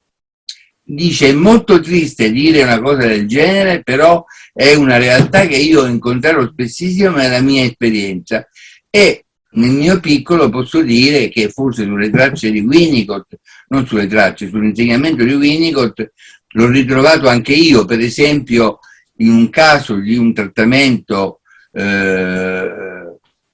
che magari posso mandarvi in lettura, c'è diciamo l'intuizione di un bambino molto piccolo che continuamente gioca con una specie di fantasma nel senso buono del termine, e io mi incuriosisco di questa cosa che gli altri supervisori non avevano notato. Io invece, forse diciamo allertavo la Winnicott, noto questo aspetto, e allora dico alla collega che segue i genitori di chiedere se prima di questo bambino, Gerardo, era nato un altro bambino morto, e la collega mi conferma sì, che c'era stato un bambino un anno prima morto subito dopo il parto, ma loro non avevano mai fatto menzione di questa nascita precedente a Gerardo, ma questo Gerardo ce lo aveva dentro, questo bambino, questo fantasma. Quindi diciamo ci siamo trovati molto spesso di fronte a morte di genitori che sono state negate ai figli. Per esempio ho un paziente che ha partecipato addirittura al funerale del padre, non essendogli stato detto che quello era il funerale del padre, e lui non l'ha saputo finché non ha avuto 13 anni. Quindi diciamo sto parlando di realtà vere che esistono concretamente. E l'altro esempio che volevo dire di Winnicott, e mo me lo sono scordato, me lo ricorderò, me lo manderò eventualmente se vi interessa un articolo. Grazie. Allora, è un fatto frequente in psicoanalisi, quando si approfondiscono tematiche specifiche, come in questo caso, quello del transrelazionale, rilevare che Freud, per così dire, ne aveva già parlato. Si può osservare che gran parte dei concetti classici della psicoanalisi ruota di fatto intorno al tema che oggi chiamiamo del transgenerazionale, che fa quindi parte di diritto del dottrinale psicoanalitico e del suo sviluppo. Fra le molteplici possibili citazioni del testo freudiano, scegliamo di concludere con un riferimento alla sua teoria del processo di identificazione 1923 e specificamente all'origine della formazione dell'ideale dell'io, dietro al quale si cela la prima e più importante identificazione, scrive Freud, dell'individuo, quella col padre, o meglio con i genitori, come aggiunge in una nota, della sua preistoria personale. Mi pare che qua abbiamo finito. Bibliografia. Ti ringrazio per avermi sopportato. No. Grazie a te. Grazie mille invece. Ecco, l'articolo di Winnicott è la pazzia della madre e che si presenta nel materiale clinico come fattore ecoalieno e che se vi interessa vi posso inviare. Grazie. Sì, grazie. Grazie mille. Ci sarà molto, credo, da discutere. Vi mando sia il testo di Winnicott che il mio commento. Benissimo. Grazie. Perché io sono molto umile e quindi mi metto alla pari con Winnicott. Scherzo. Allora, Loretta, facci questa domanda. Adesso veramente dovremmo proseguire con un piccolo commento di Andrea Braun e Guglielmina Sartori e poi apriamo le danze della discussione. Sì. Adesso mi posso... Hai dato. Mi posso rilassare. Sì. Allora, Andrea, ti presento brevissimamente. Allora, psicoanalista, membro ordinario della SPIPA, esperta in psicoanalisi del bambino e dell'adolescente. In passato ha fatto parte della redazione della rivista di psicoanalisi. Attualmente è componente del comitato scientifico della rivista Richard e Figol. Trasformativo, quale processo storicizzante, ma anche al contrario valenze antievolutivi e rischi di stasi e ripetizione. E in questo incontro-scontro al momento adolescenziale, che si verifica nel mito la ripetizione dell'antica ferita inferta da Laio ad Edipo. La ruota del cerchio di Laio passa sul piede di Edipo, già trafitto alla nascita dal padre, che lo abbandonò sul monte Ciderone, non rendendosi possibile una risignificazione e trasformazione attraverso un processo storicizzante di après-coup. Qua volevo solo dire che anche andando a confrontare su Google ci sono varie versioni del mito di Edipo. Noi naturalmente abbiamo preso quella a cui si ispira Freud, che non è molto diversa dalle altre, ma ci sono delle piccole variazioni, e quando lo abbiamo pubblicato sul Quarterly, molti hanno contestato che non era la versione, noi abbiamo detto no, questa è la versione di Freud, vogliamo questa, cioè non ce lo volevano accettare perché non era la versione giusta. Se consideriamo che un mito è generato da altri miti e a sua volta genera ulteriori miti, allora il mito di Edipo, proprio per quanto concerne l'aspetto del filicidio-parricidio, ci diviene più comprensibile se ne vediamo la discendenza dal mito di Laio. Laio, considerato dalla Feinberg come il paradigma del padre narcisistico, non è forse tale proprio per la ferita narcisistica e la perdita oggettuale a sua volta sperimentate e trasmesse ad Edipo, depositate come impronte di eventi traumatici registrati nel sé, ma non elaborati, psichicamente non simbolizzati. Possiamo anche pensare che l'oracolo che enuncia la profezia, il figlio di Giocasta avrebbe ucciso il proprio padre, come una sorta di teoria delirante del mondo interno di Laio, lo induca a un tentativo di filicidio automutilandosi negli aspetti di generatività e creatività, proprio per la sua esperienza infantile, per cui la morte precoce del padre viene a corrispondere realmente alla sua fantasia inconscia di averlo ucciso e meritare la morte a sua volta del proprio figlio. Si può dire che il corpo di Edipo sa quello che la sua mente non conosce e non può pensare. Edipo realizza la profezia degli oracoli, materializzando al contempo i suoi desideri e le sue angosce, e i desideri e le angosce di Laio, parricidio e incesto, mette in atto i propri vissuti inconsci intrecciati in modo indifferenziato con i vissuti inconsci del genitore trasferiti in lui, un genitore che a sua volta ha riproposto con il figlio le proprie vicende originarie di bambino, che non ha potuto elaborare e trasformare l'esperienza della configurazione edipica nella duplice dimensione narcisistica e oggettuale che ha caratterizzato il rapporto con i propri genitori. In questa ripetizione tra le generazioni dei pattern relazionali si verifica una trasmissione non solo delle paure, fantasie, aspettative, desideri, ma anche delle modalità difensive messe in atto di fronte all'angoscia della violenza, delle emozioni, alla sofferenza psichica, operazioni quali la scissione, l'espulsione e il diniego.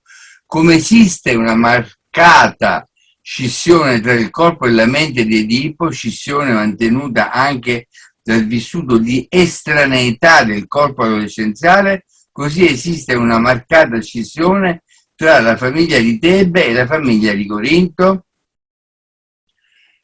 Il vissuto di Laio riguardo alla genitorialità e all'esistenza e soggettività di Edipo determinano una relazione distruttiva.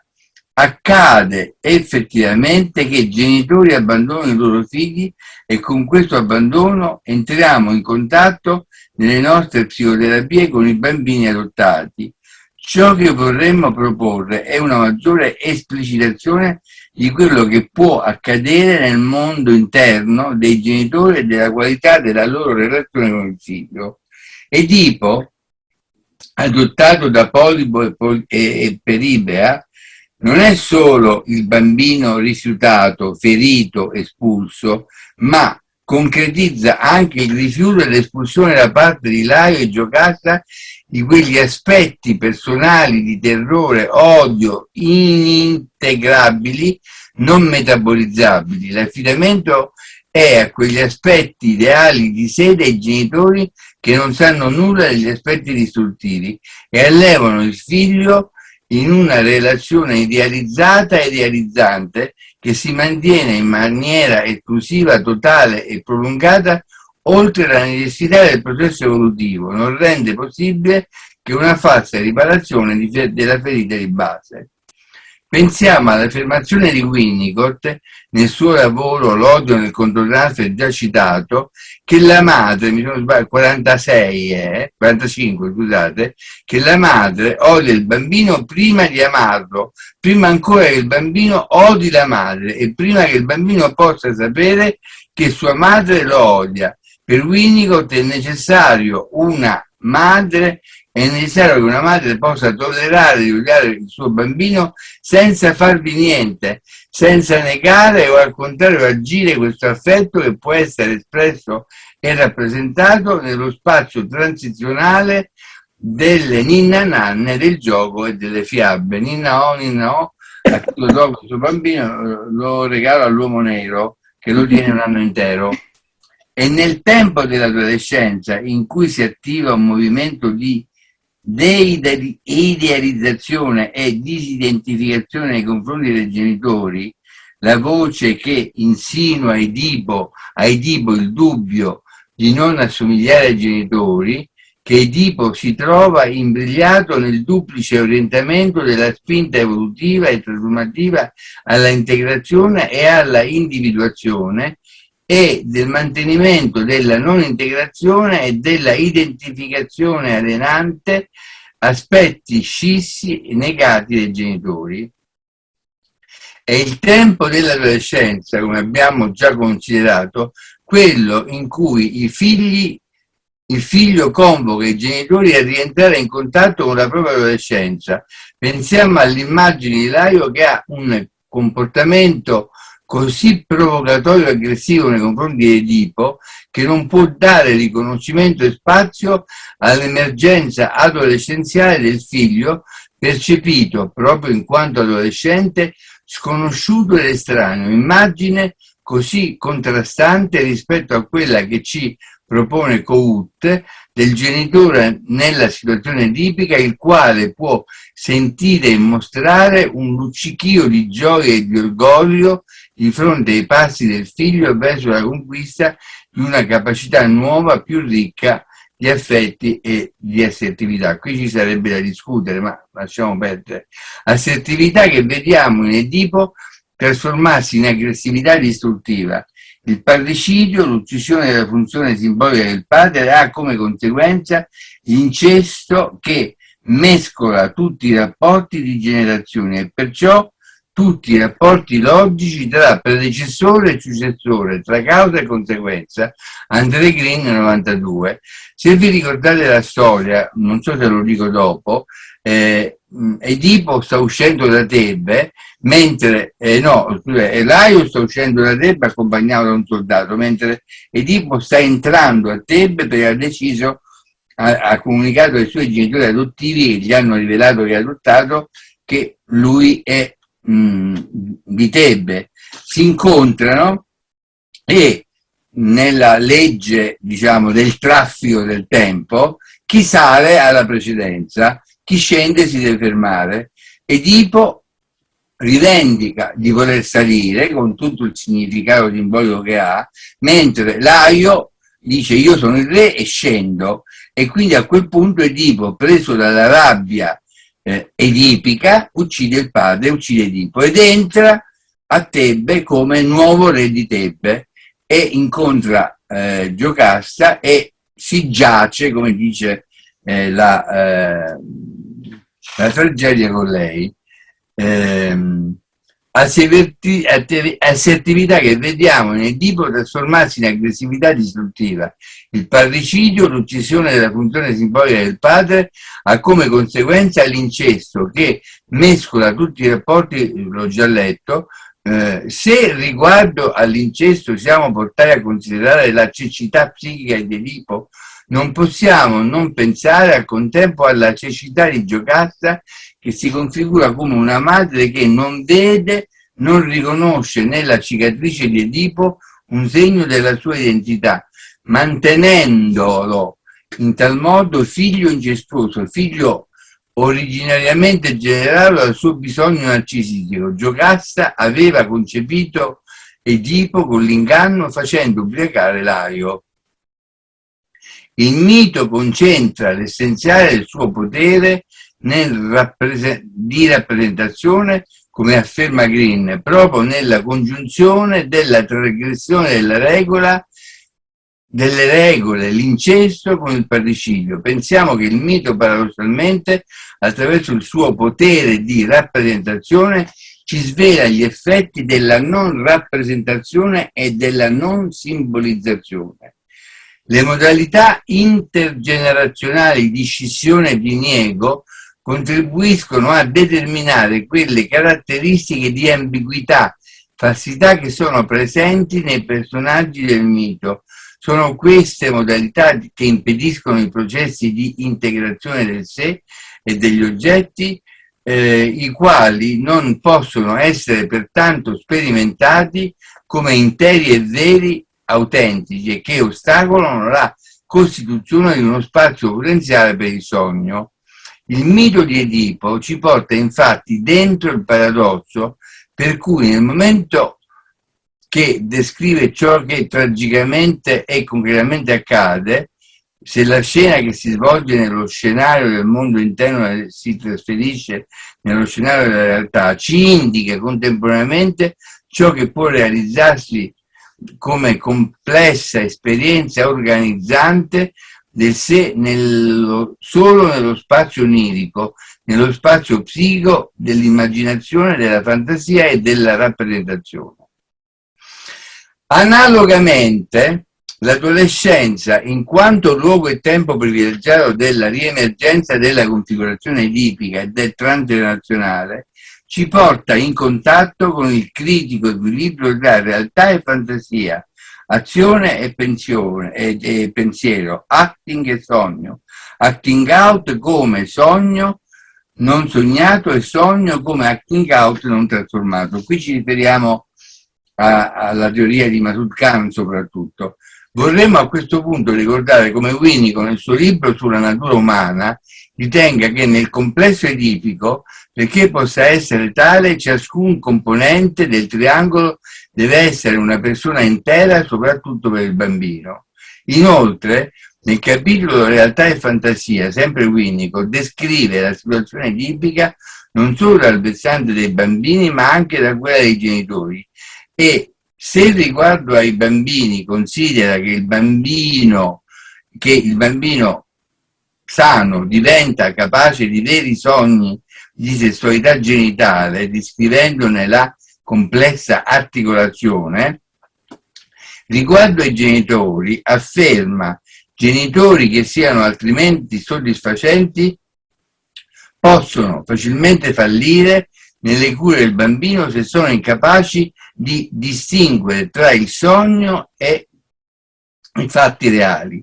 Possono presentare un'idea come un fatto oppure reagire impulsivamente ad un'idea come se fosse un'azione. In effetti possono essere più spaventati dalle idee che dalle azioni, come non pensare ai terrori di Laio nei confronti di Edipo, genitore della predizione dell'oracolo, che lo spinsero all'infanticidio. Maturità significa, tra le altre cose, la capacità di tollerare le idee, e i genitori hanno bisogno di questa capacità. In un frammento degli appunti della sua autobiografia, Winnicott considera quanto sia difficile per un uomo morire senza che un figlio che lo uccida sul piano immaginario, che ci sia un figlio che lo uccida sul piano immaginario e gli sopravviva. Riconsiderando la tematica del nostro film, è possibile vedere nella scena della qualità onirica della morte di Doc la rappresentazione edipica dell'uccisione del padre, proiettivamente attribuita ai terroristi libici, che rappresentano aspetti aggressivi di Martin, che consente attraverso la frattura del tempo l'inizio del viaggio percorso soggettivante del protagonista adolescente. Temporalità e trauma. Proponendo la metafora del film Ritorno al futuro, abbiamo introdotto con l'immagine della stanza piena di orologi che segnano la stessa ora e che quasi indicano rispetto all'ora effettiva e anche indietro rispetto all'ora effettiva, per sottolineare la centralità della dimensione del tempo adolescenziale. L'adolescenza, infatti, come sostiene Balanese, apre una temporalità nuova attraverso la trasformazione corporea, l'accesso alla sessualità adulta e alla scoperta dell'amore genitale, ma anche attraverso una serie di lutti da compiere: la perdita delle illusioni dell'infanzia, la rinuncia alla fantasia dell'onnipotenza dei genitori interni, l'abbandono della bisessualità narcisistica immaginaria, che comporta il confronto con la incompletezza, la differenza e la complementarietà dei genitori. Posso fare un piccolo riferimento o no? Un adolescente che ho in analisi in questo periodo, ma da un po' di tempo, non riesce ad avere approcci con le ragazze, va nei luoghi in cui pullulano ragazze, non dico come chiama questi luoghi per non essere volgare, però non ci riesce e si genera questa situazione che ho già descritto: gruppi di ragazze che parlano tra loro e gruppi di ragazzi che parlano tra loro, si guardano a vicenda ma nessuno si avvicina all'altro.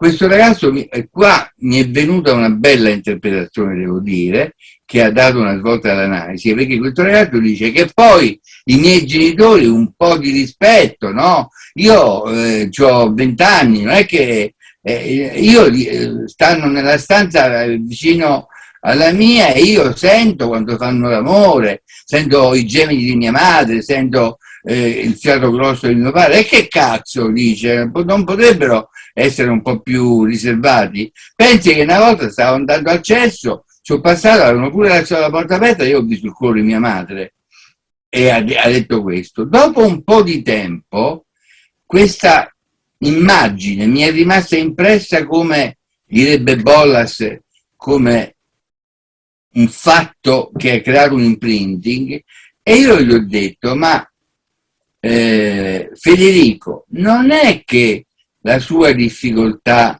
a avere rapporti con ragazze può dipendere, forse è un'ipotesi, dal fatto che lei sente i suoi genitori che fanno l'amore e che non mettono una differenza tra loro e lei, e che lei ha visto il sedere di sua madre? Lui si è fermato e ha detto, beh, una parolaccia, per la miseria, credo che sia proprio così, che io ho paura che se scopo una ragazza sto scopando mia madre. E a me mi è sembrato una cosa magica, non dipendente dalla mia bravura, ma dal fatto che me l'aveva detto praticamente in mille modi, finché non ha parlato proprio della visione corporea della madre. E c'è una frase di Winnicott in cui dice: la scena primaria è fondamentale se viene fantasticata ed è generatrice di creatività e di genitalità adulta, produttiva e creativa. Se invece viene vista realmente è una tragedia, è un trauma non riparabile, che è un po' quello che questo ragazzo ha vissuto. Sì.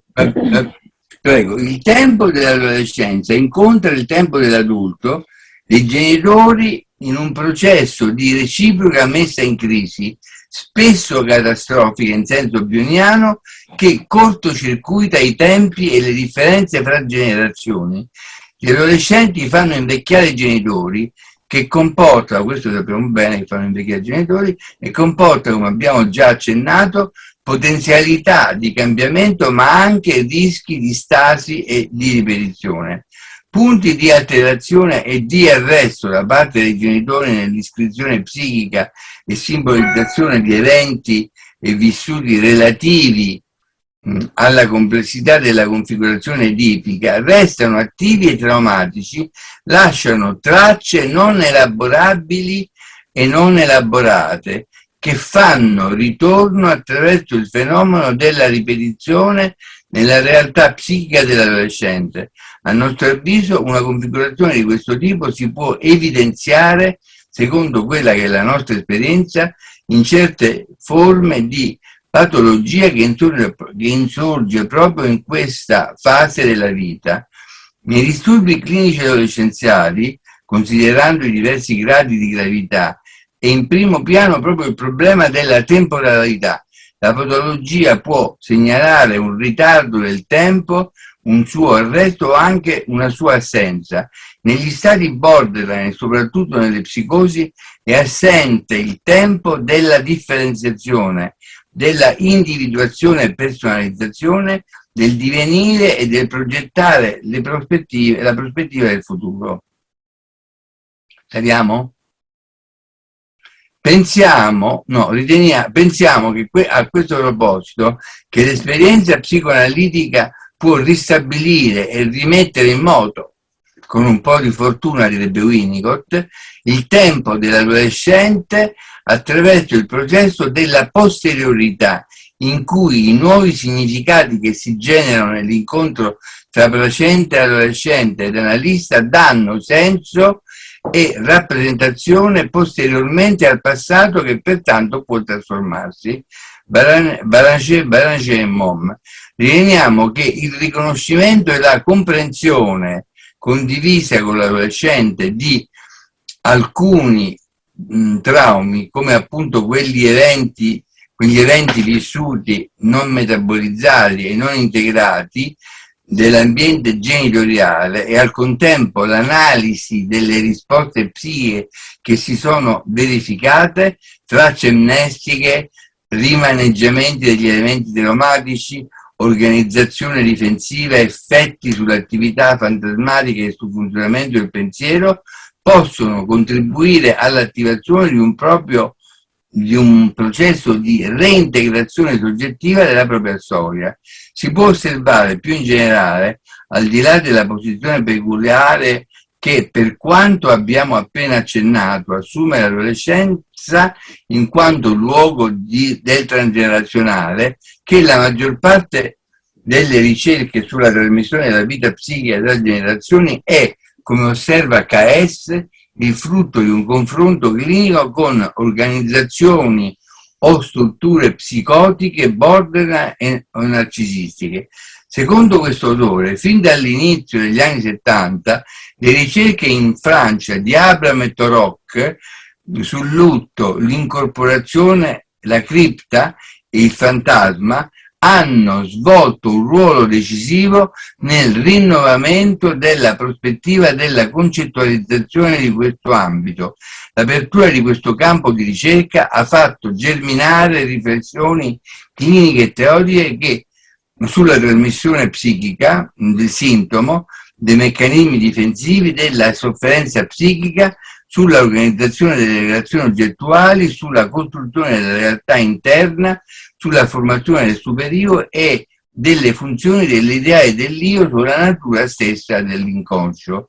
Ma il contributo più peculiare è quello di aver posto l'accento sui difetti e sulla dimensione del negativo nel processo della trasmissione. La peculiarità di negativo, ci riferiamo ovviamente a Green, la peculiarità di una trasmissione difettosa viene individuata nell'incistamento dell'inconscio di un soggetto in una parte della formazione inconscia di un altro, che viene ad ossessionarlo come fantasma mediante l'ipoteca del mandato dell'antenato nei confronti della discendenza.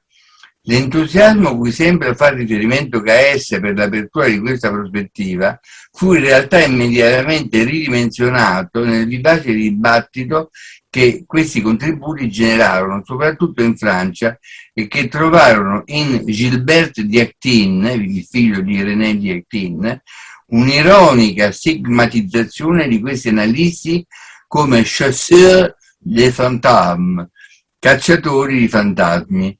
Più recentemente Baranès se è nota come quest'ultimo decennio il transgenerazionale ha acquisito diritto di cittadinanza in campo psicoanalitico, dall'altro canto fa riferimento al rischio di vedere risorgere sotto il tema transgenerazionale una doppia tematica profondamente non analitica, quella di una causalità eziologica lineare che assegna ad una precisa origine esterna certe impasse della simbolizzazione nella cura, nonché quella complementare alla precedente di una mera, riparatrice o proiettiva, riparatrice o proiettiva che infiltra ciò che diventa processo intentato alle generazioni precedenti piuttosto che assunzione dell'estraneo intimo in ciascuno. Dal rischio di una linearità semplificatoria cui l'attenzione al transgenerazionale può esporre nella comprensione dei fenomeni clinici, dovremmo essere in realtà garantiti dallo spessore della riflessione freudiana, che ha messo in evidenza la complessità del fatto che il singolo individuo, pur assoggettato alla catena delle generazioni come anello di trasmissione, deve in realtà acquisire attivamente ciò che gli viene trasmesso attraverso l'ereditarietà psichica. Può essere indicativa, come anche KS nota, il riferimento in proposito alla citazione da parte di Freud del verso del Faust di Goethe: ciò che hai ereditato ai padri, riconquistalo se vuoi possederlo davvero. Quindi di nuovo troviamo come Freud veramente ragiona a 360 gradi.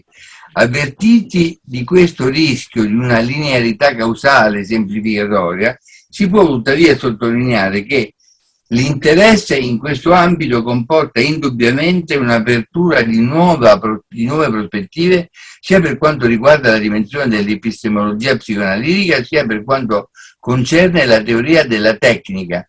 Promuove un ulteriore proficuo vertice di osservazione del processo psicoanalitico, al cui dispiegarsi contribuiscono con la loro relazione sia l'analizzando che l'analista, relazione in cui si articola la soggettività e l'intersoggettività. Può stimolare l'individuazione delle differenze e il confronto in un'eventuale possibile integrazione di diversi modelli concettuali. Possono essere individuati alcuni punti nodali in cui la considerazione del transgenerazionale sembra correlabile, seppure in modo problematico, ad ampliamenti della teoria e della clinica che fanno parte dei fronti di sviluppo attuale della psicoanalisi, pur sotto differenti paradigmi clinico-teorici.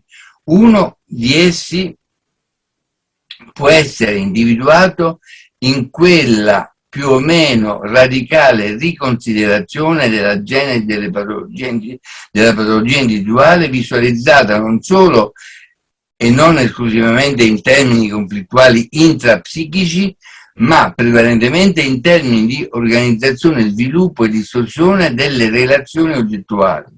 Un ulteriore fronte di sviluppo attuale della psicoanalisi è relativo al progressivo ridimensionamento della centralità dei processi proiettivi nella costituzione della connotazione e qualità degli oggetti interni, per porre in primo piano i processi di identificazione proiettive reciproche all'interno della relazione. Indipendentemente dal paradigma specifico della psicologia del sé, che pure ha contribuito molto in questo senso, la maggiore attenzione al narcisismo e ai processi costitutivi dell'individualità, dell'identità, può essere descritto come un trend comune della ricerca psicoanalitica a cui di nuovo il tema del transgenerazionale si collega. Infine, un ulteriore nodo di sviluppo che appare peraltro quello più specifico della ricerca sul transgenerazionale è relativo all'articolazione scusate dal telefono, è relativo all'articolazione, l'ho perso.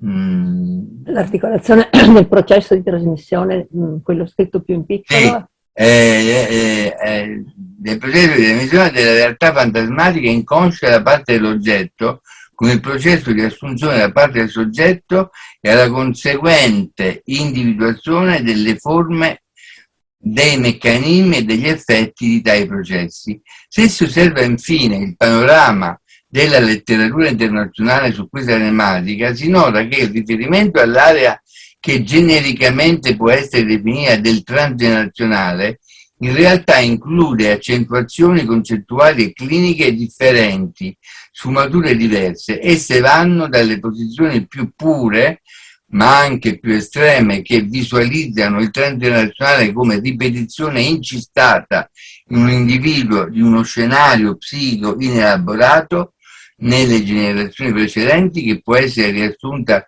seppur depurata dalla sua connotazione ironica, nell'immagine proposta di Actin, di un bambino abitato come un castello da fantasmi, alle posizioni che mettono soprattutto l'accento su quelli che personalmente definiremo, come abbiamo già proposto in altri lavori, gli elementi inelaborati che vengono trasferiti, trasfusi ed accolti tramite i genitori, i processi di identificazione, nell'ambito del più ampio contributo del mondo interno dei genitori alla costituzione del sé individuale.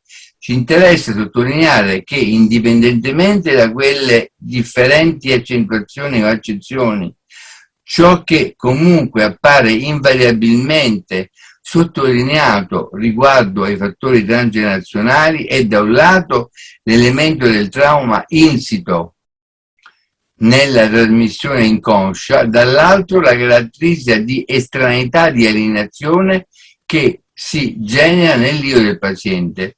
In questi nostri precedenti lavori sopracitati abbiamo in particolare messo in evidenza gli effetti traumatici della trasmissione della realtà fantasmatica inconscia dell'oggetto nell'organizzazione della psicopatologia in termini di identificazione ego-aliene, soprattutto in riferimento alla concezione di Winnicott, 1969. Qui lasciatemi fare, posso?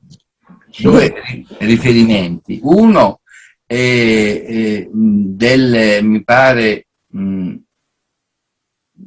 71 o 72 di Winnicott, in cui parla della eziologia della schizofrenia, e vi voglio anche raccontare un episodio che ha dell'incredibile che mi è capitato, in cui Winnicott dice non si può considerare precedendo i tempi, perché è quello che si pensa attualmente, non si può considerare l'autismo come un disturbo a una sola ezopatogenesi.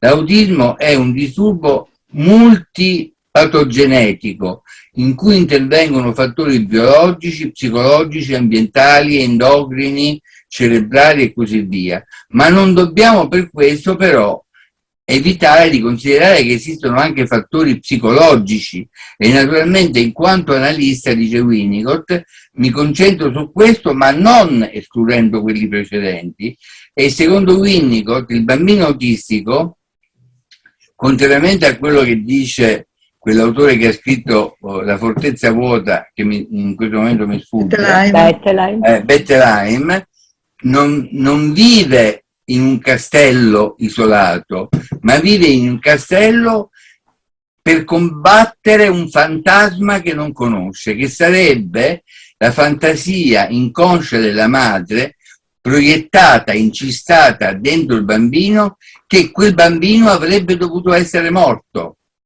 Dice, è molto triste dire una cosa del genere, però è una realtà che io ho incontrato spessissimo nella mia esperienza, e nel mio piccolo posso dire che forse sulle tracce di Winnicott, non sulle tracce, sull'insegnamento di Winnicott, l'ho ritrovato anche io, per esempio in un caso di un trattamento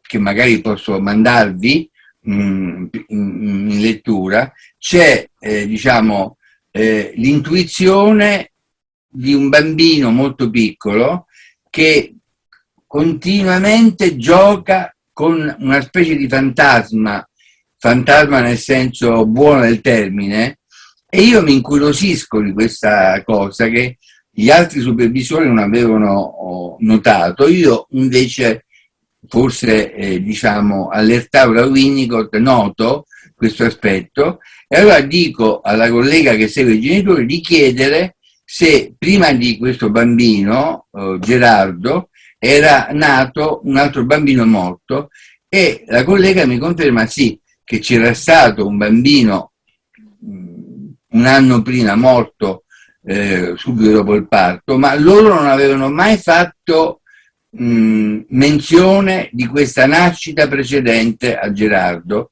ma questo Gerardo ce lo aveva dentro, questo bambino, questo fantasma. Quindi ci siamo trovati molto spesso di fronte a morte di genitori che sono state negate ai figli. Per esempio, ho un paziente che ha partecipato addirittura al funerale del padre, non essendogli stato detto che quello era il funerale del padre, e lui non l'ha saputo finché non ha avuto 13 anni. Quindi, sto parlando di realtà vere che esistono concretamente. E l'altro esempio che volevo dire di Winnicott, e mo me lo sono scordato, me lo ricorderò, ve lo manderò eventualmente se vi interessa un articolo. Grazie. Allora, è un fatto frequente in psicoanalisi, quando si approfondiscono tematiche specifiche, come in questo caso, quello del transgenerazionale, rilevare che Freud, per così dire, ne aveva già parlato.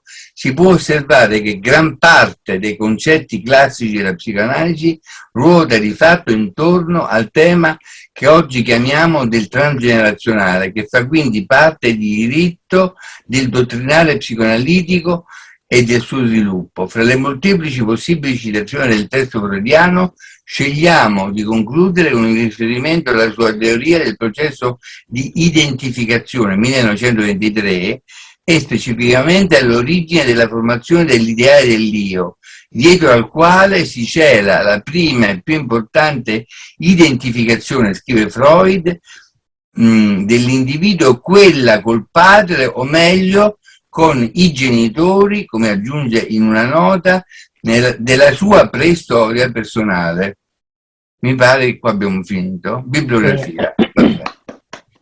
Vi ringrazio per avermi sopportato. No. Grazie a te. Grazie mille invece. Ah, ecco, l'articolo di Winnicott è la pazzia della madre e che si presenta il materiale clinico come fattore ecoalieno, e che se vi interessa vi posso inviare. Grazie. Sì, grazie. Grazie mille. Ci sarà molto, credo, da discutere. Vi mando sia il testo di Winnicott che il mio commento. Benissimo. Grazie. Perché io sono molto umile e quindi mi metto alla pari con Winnicott. Scherzo. Allora, Loretta, facci questa domanda. Adesso veramente dovremmo proseguire con un piccolo commento di Andrea Braun e Guglielmina Sartori, e poi apriamo le date della discussione. Sì. Adesso mi posso... Hai dato. Mi posso rilassare. Sì. Allora, Andrea, ti presento brevissimamente. Allora, psicoanalista, membro ordinario della SPI-IPA, esperta in psicoanalisi del bambino e dell'adolescente. In passato ha fatto parte della redazione della rivista di psicoanalisi, attualmente è componente del comitato scientifico della rivista Richard e Piggle. Da molti anni lavora con Carla Rigoni, si occupa con Carla Rigoni delle letture psicoanalitiche del Centro Veneto. Presento anche Guglielmina Sartori, brevissimamente, anche lei membro ordinario della SPI e dell'IPA ed esperta in psicoanalisi del bambino e dell'adolescente. Nel Centro Veneto ha coperto il ruolo di tesoriere e di segretario scientifico ed è stata docente nella sezione di training Veneto Emiliana. Ecco, Andrea. Grazie. Allora partiamo sperando di non saturare troppo. Roba forte, vedo. Si sente bene? Benissimo, benissimo. Mi fate presente. Allora, con Guglielmina Sartori abbiamo preparato una breve discussione del materiale, e ringraziamo Lucia Fattori per averci coinvolto in questa giornata di studio, ma grazie soprattutto a Vincenzo Buonaminio per questa, direi, densa, ricca e generosa esposizione, opportunamente capovolta. È stata messa all'inizio la seconda parte, cioè il caso clinico di Osvaldo, considerando come le turbulenze emotive che incidono a livello controtrasferale sullo stato interno dell'analista, riproducendo qualcosa di arcaico che Buonaminio sperimenta anzitutto sul registro corporeo.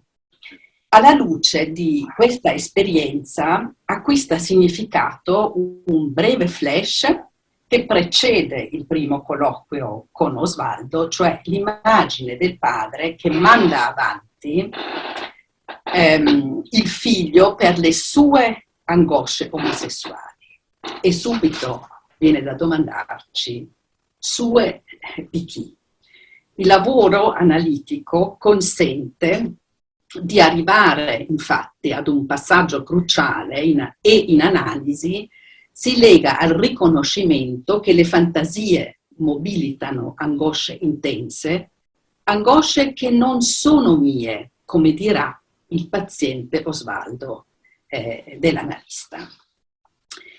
Da lì poi Bonamigno ha ripreso la parte teorica che verte sul segreto transgenerazionale e il capovolgimento della successione temporale prevista nella esposizione si è ben saldata, se pensiamo, al viaggio nel tempo attraverso la narrazione del film Ritorno al futuro. Noi abbiamo molto apprezzato la lettura della pellicola alla luce del processo maturativo. Infatti Bonamigno ci fa osservare come i fattori transgenerazionali siano virtualmente sempre presenti. Nel film, come nella clinica, spesso siamo in presenza di elementi elaborabili, queste sono parole di Bonamigno, ed elaborati e perciò non registrabili come tali. Fine della citazione. In Ritorno al futuro assistiamo ad una narrazione edipica vitale che si configura come matrice di trasformazione grazie ad un ambiente sufficientemente buono. Ovviamente c'è riferimento a Winnicott. Ora, con Guglielmina Sartori vogliamo interrogarti invece su che cosa succede quando prevalgono elementi non elaborabili. Pensiamo ad elementi beta con afferenze sensoriali ed emotive elementari che, senza trasformazione, possono condurre all'arresto o alla distorsione del processo maturativo. Ora, questa possibilità rimanda ad un racconto di Mircea Eliade che ci piace affiancare per contrasto alla narrazione che ci hai fatto poco fa del film Ritorno al futuro. Nel breve romanzo Notti a Serampore, Eliade espone un'esperienza che sconvolge i parametri spazio-temporali consueti. Continua così una ricerca iniziata con il mito dell'eterno ritorno, dove lo studioso rumeno aveva approfondito la concezione circolare del tempo nelle società arcaiche, in netto contrasto con una visione lineare e progressiva. Questa circolarità rimanda all'atemporalità dell'inconscio, descritta da Freud, dove il rimosso si conserva inalterato. Mircea Eliade, il suo lavoro sul mito dell'eterno ritorno, è stato molto utilizzato dai nostri colleghi, in particolare da coloro che si sono occupati della fusionalità. Allora, raccontiamo brevemente questo romanzo, di modo che poi vediamo se lo possiamo utilizzare nel corso della discussione. 3 intellettuali di fede, nazionalità, studi e professioni differenti si trovano a Calcutta. Lavorano tutti all'interno della biblioteca della Società Asiatica, nella capitale del Bengala, negli anni 30 del Novecento. Nel tempo libero si recano frequentemente a Serampore, una località rurale vicina. Una sera l'autista li sta accompagnando a casa di un amico comune a Serampore, ma lungo la strada perdono l'orientamento. Si trovano spaesati nel mezzo di una foresta tropicale, un Urwald, proprio nel testo in tedesco, che sarebbe una giungla primordiale, dove alberi sconosciuti, con rami intrecciati, sempre più restringono il viottolo sterrato che stanno percorrendo. L'io narrante descrive lo sconcerto quando sentono un grido. una voce femminile carica di terrore, urla: muoio, sono perduto, aiuto, aiutatemi. I tre amici abbandonano l'abitacolo e corrono nella direzione dalla quale sembra provenire il grido disperato, senza però trovare nulla. Il disorientamento è totale anche perché si accorgono che non v'è più traccia né dell'autista né della macchina. Gli amici vagano nella notte fino a quando vengono attirati dal chiarore di una luce. Seguono questa sorgente luminosa, arrivano così ad una casa nascosta dalla giungla. Un vecchio signore viene incontro e capiscono che si tratta di un servitore. Gli chiedono del padrone di casa ed egli risponde di essere al servizio di Nilamvara Dasa. Si fanno annunciare chiedendo ospitalità per la notte. Nilamvara Dasa arriva, ma il suo volto è cereo e lo sguardo fisso. Non cerca di stabilire un contatto, ma consente di far preparare l'alloggio. Egli si rivolge a loro con una pronuncia arcaica, un bengalese d'altri tempi. Gli amici ne restano stupiti perché in Bengala si usa accogliere gli stranieri parlando loro per cortesia in inglese. Interrogato in proposito, Nilamvara Dasa risponde di essere ignaro dell'idioma straniero. In attesa di sistemarsi nelle camere degli ospiti, gli raccontano la loro disavventura, iniziando dalle grida provenienti dalla giungla. L'ospite a quel punto crolla, si copre il viso, si mette a singhiozzare e pronuncia ripetutamente un nome: Lila, Lila. Poco dopo arriva un piccolo corteo di uomini vestiti in modo strano, che trasportano una barella di rami intrecciati sulla quale giace una donna. Essi sono stati dunque testimoni di un assassino feroce che ha colpito un familiare stretto di Nilamvara Dasa, forse la moglie. Non si sentono più di approfittare dell'ospitalità di un uomo in lutto e lasciano la casa. Stanchi e disorientati si siedono per terra appoggiandosi ad un albero e si assoppiscono in mezzo alla foresta. Al risveglio, l'io narrante riconquista il senso di orientamento. Sorprendentemente si trovano a 2 passi dal bungalow in cui sono soliti passare il fine settimana. Quello che scopriranno in seguito è che l'autista e tutti gli inservienti della casa Serampore giurano che nel corso della notte nessuno si sarebbe allontanato dal bungalow. Non ci sono altre abitazioni nei pressi. Evidentemente hanno sognato e forse il viaggio notturno altro non è che frutto di un'allucinazione. Ma il nome Nilamvara Dasa esiste. Rimanda ad una storia accaduta molti decenni prima. La moglie di Dasa, Lila, è stata assassinata veramente da un brigante che si era invaghito di lei. La casa dello sfortunato vedovo è stata abbattuta molti anni fa, come peraltro tutte le ville degli Indù in quella stessa zona. Lo sgomento degli amici rimane. Essi sono stati testimoni di un evento del passato, proprio come accade nel film Ritorno al futuro di cui ci hai parlato tu. Ma l'atmosfera rispetto al film di Zemeckis è radicalmente differente.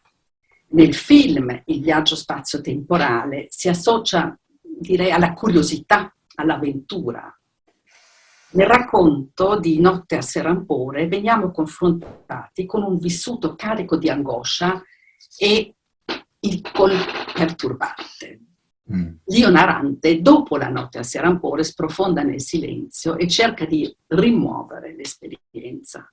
Solo molti anni dopo, in presenza di un medico, egli si sente di riaprire questo capitolo. Al dottor Swami Shivananda racconterà l'episodio. A Serampore, dice, non assistevamo puramente e semplicemente ad una scena avvenuta da molto, ma intervenivamo nello svolgimento di questa scena e si chiede, incredulo, come sia stato possibile ritrovarsi in condizione di annullare il tempo e di assistere ad un avvenimento del passato e di modificare l'avvenimento passato. Tuttavia il racconto non apre una rielaborazione e la presenza del medico non riesce a ricomporre la frattura. L'io narrante chiude il ritorno del rimosso con le parole: questo non posso sopportarlo per la seconda volta.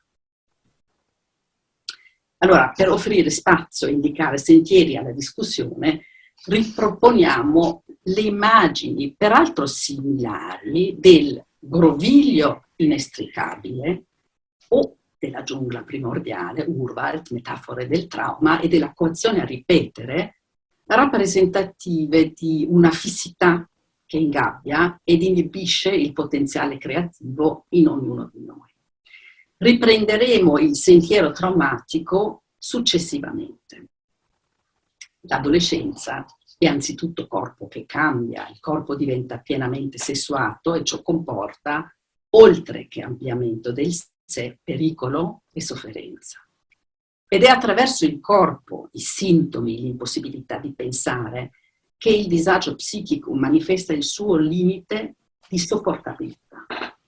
Nell'adolescenza, sappiamo, è dominante il tema dell'identità di genere.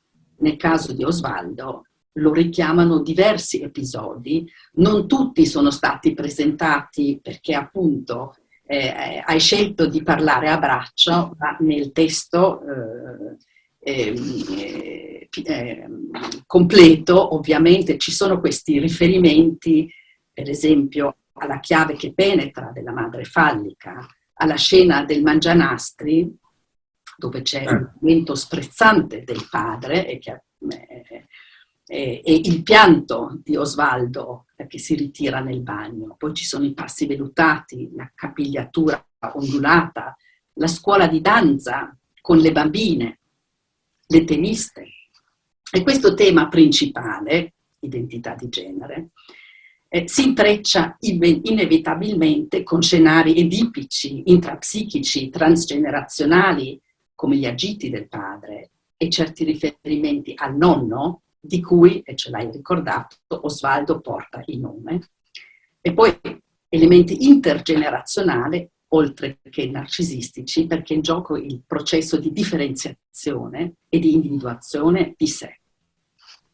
Nella presentazione del caso è stato messo in primo piano l'aspetto del controtransfer e ci vengono descritte sensazioni di turbolenza, di invasione da parte del paziente sullo schema corporeo dell'analista, catalogabili nel registro della passività e della fissità, proprio come corpi estranei sotto forma di sensazioni di escrezione o di buco al lato destro, dove si fissa lo sguardo del paziente. Ah, è vero, sì, non l'ho scordato.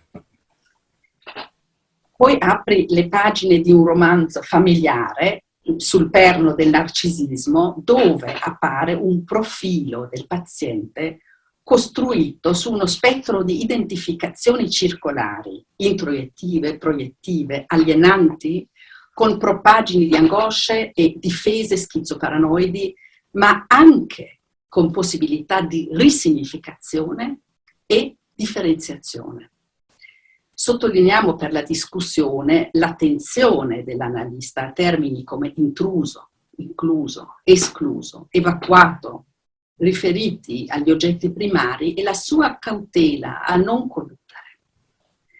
In questo ambito si presenta il tema del segreto. Siamo qui oggi per parlare proprio del segreto, no? Transgenerazionale. In specie qui, nel caso di che nessuno sappia che Osvaldo va in analisi, che non si scopra una temuta omosessualità di famiglia, segreto che, se svelato, procura insopportabile vergogna. Il segreto ci richiama inevitabilmente anche all'area della psicosi.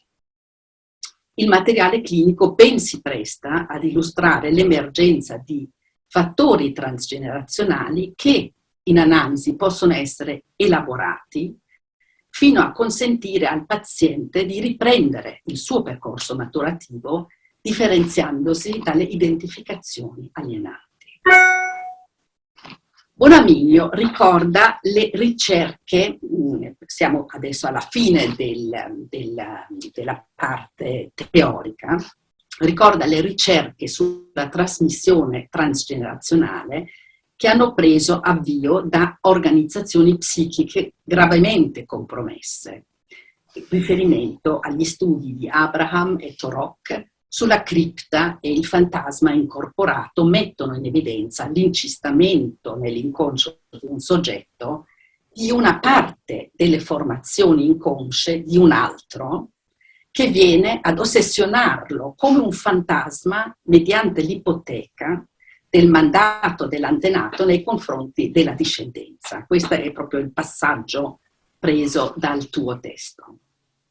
Noi, cioè con Guglielmina Sartori, ci siamo chiesti all'inizio del nostro commento che cosa succede quando prevalgono elementi non elaborabili che inducono l'analista a dover riconoscere il passaggio generazionale di una distruttività estrema. Dagli studi longitudinali sugli effetti traumatici massicci nei sopravvissuti ai campi di concentramento emerge come l'esperienza terrificante e annichilente possa passare alla seconda generazione senza modifiche, proprio come se fosse stata esposta direttamente alla detenzione. Il concetto di trasposizione è un concetto che hanno introdotto i coniugi Barocas nel 79, cerca di rendere conto di questo fenomeno. Lo troviamo in un lavoro di Judith Kestenberg quando discute il materiale clinico di una paziente, figlia di un sopravvissuto alla Shoah. Cito la Kestenberg. Ella, cioè parla della sua paziente Rachele, riusciva a dislocarsi nel passato del padre tramite un meccanismo simile, ma non identico, ad un viaggio spirituale nel mondo degli scomparsi. Eccoci ancora una volta nella foresta a Serampore. L'ipotesi di Kestenberg è che la mancanza di una barriera generazionale protettiva, dopo le esperienze devastanti alle quali sono stati esposti i sopravvissuti alla Shoah, favorisca l'insorgere di una fusionalità generazionale. Il figlio si sente indotto a riportare in vita gli oggetti morti dei genitori per rianimare le figure genitoriali bloccati da un lutto paralizzante e irreparabile, catturati da una sofferenza muta e segregata.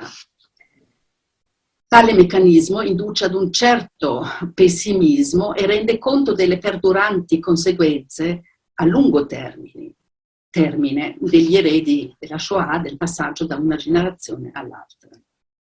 Possibile non pensare a quanto accade poi in questi giorni con queste immagini di guerra comportate. Come si vede dal racconto indiano di Mircea Eliade, il medico analista si trova nell'impossibilità di curare un dolore troppo grande. Se il dolore è troppo, prende il posto dell'io. Noi analisti possiamo, se i nostri limiti ce lo consentono, accoglierlo, esserne attraversati dalle identificazioni proiettive, prendercene cura per quanto possibile, e cercare di dare un senso a quanto emerge. Noi ci fermiamo qui, sicure che nel corso della discussione ci sarà modo di sentire le osservazioni di Vincenzo Bonamiglio, di approfondire appunto l'area del segreto transgenerazionale che oggi ci vede insieme anche in questa discussione. Molte grazie ancora. No, sono io che ringrazio voi per questo commento che mi esalta, non nel senso esalta me, ma mi esalta perché mi fa mettere in moto una serie di pensieri che evidentemente erano inconsci o tralasciato e che voi avete svelato e, come posso dire, messo in evidenza. Voglio, per non prendere troppo tempo, oltre a congratularmi veramente con voi, e vi chiederei se mi potete mandare questa discussione, se volete, sarei molto grato.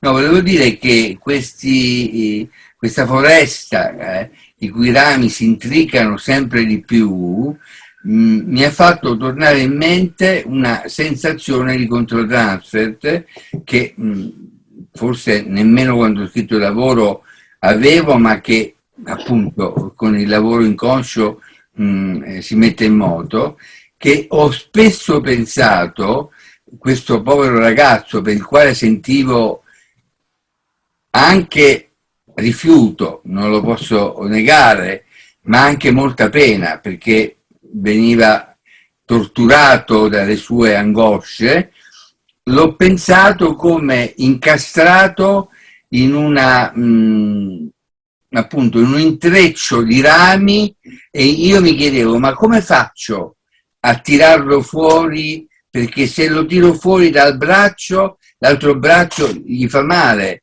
e se lo tiro fuori dalle gambe gli fa male l'anca, e quindi mi ha molto colpito questa immagine, perché era proprio, come dire, imprigionato in questo intrico di proiezioni. Grazie mille. Avrei altre cose da dire, ma non voglio prendere spazio. Ah, tu mi chiedevi che cosa succede quando i casi sono, quando l'analista non può elaborare, non è in grado di elaborare questi fantasmi. La prima cosa che mi viene in mente da dire è l'autismo. L'autismo è la principale, come dire, rappresentazione di fantasmi inelaborabili, in cui il bambino, mi riferisco al bambino autistico a conchiglia di cui parla la Tassi, rimane imprigionato e non può uscire, e può solo nascondersi in un angolino e vivere nell'eterna solitudine. E quindi penso che quando questo succede la patologia è di una gravità che forse al momento va oltre le possibilità della psicoanalisi di intervenire.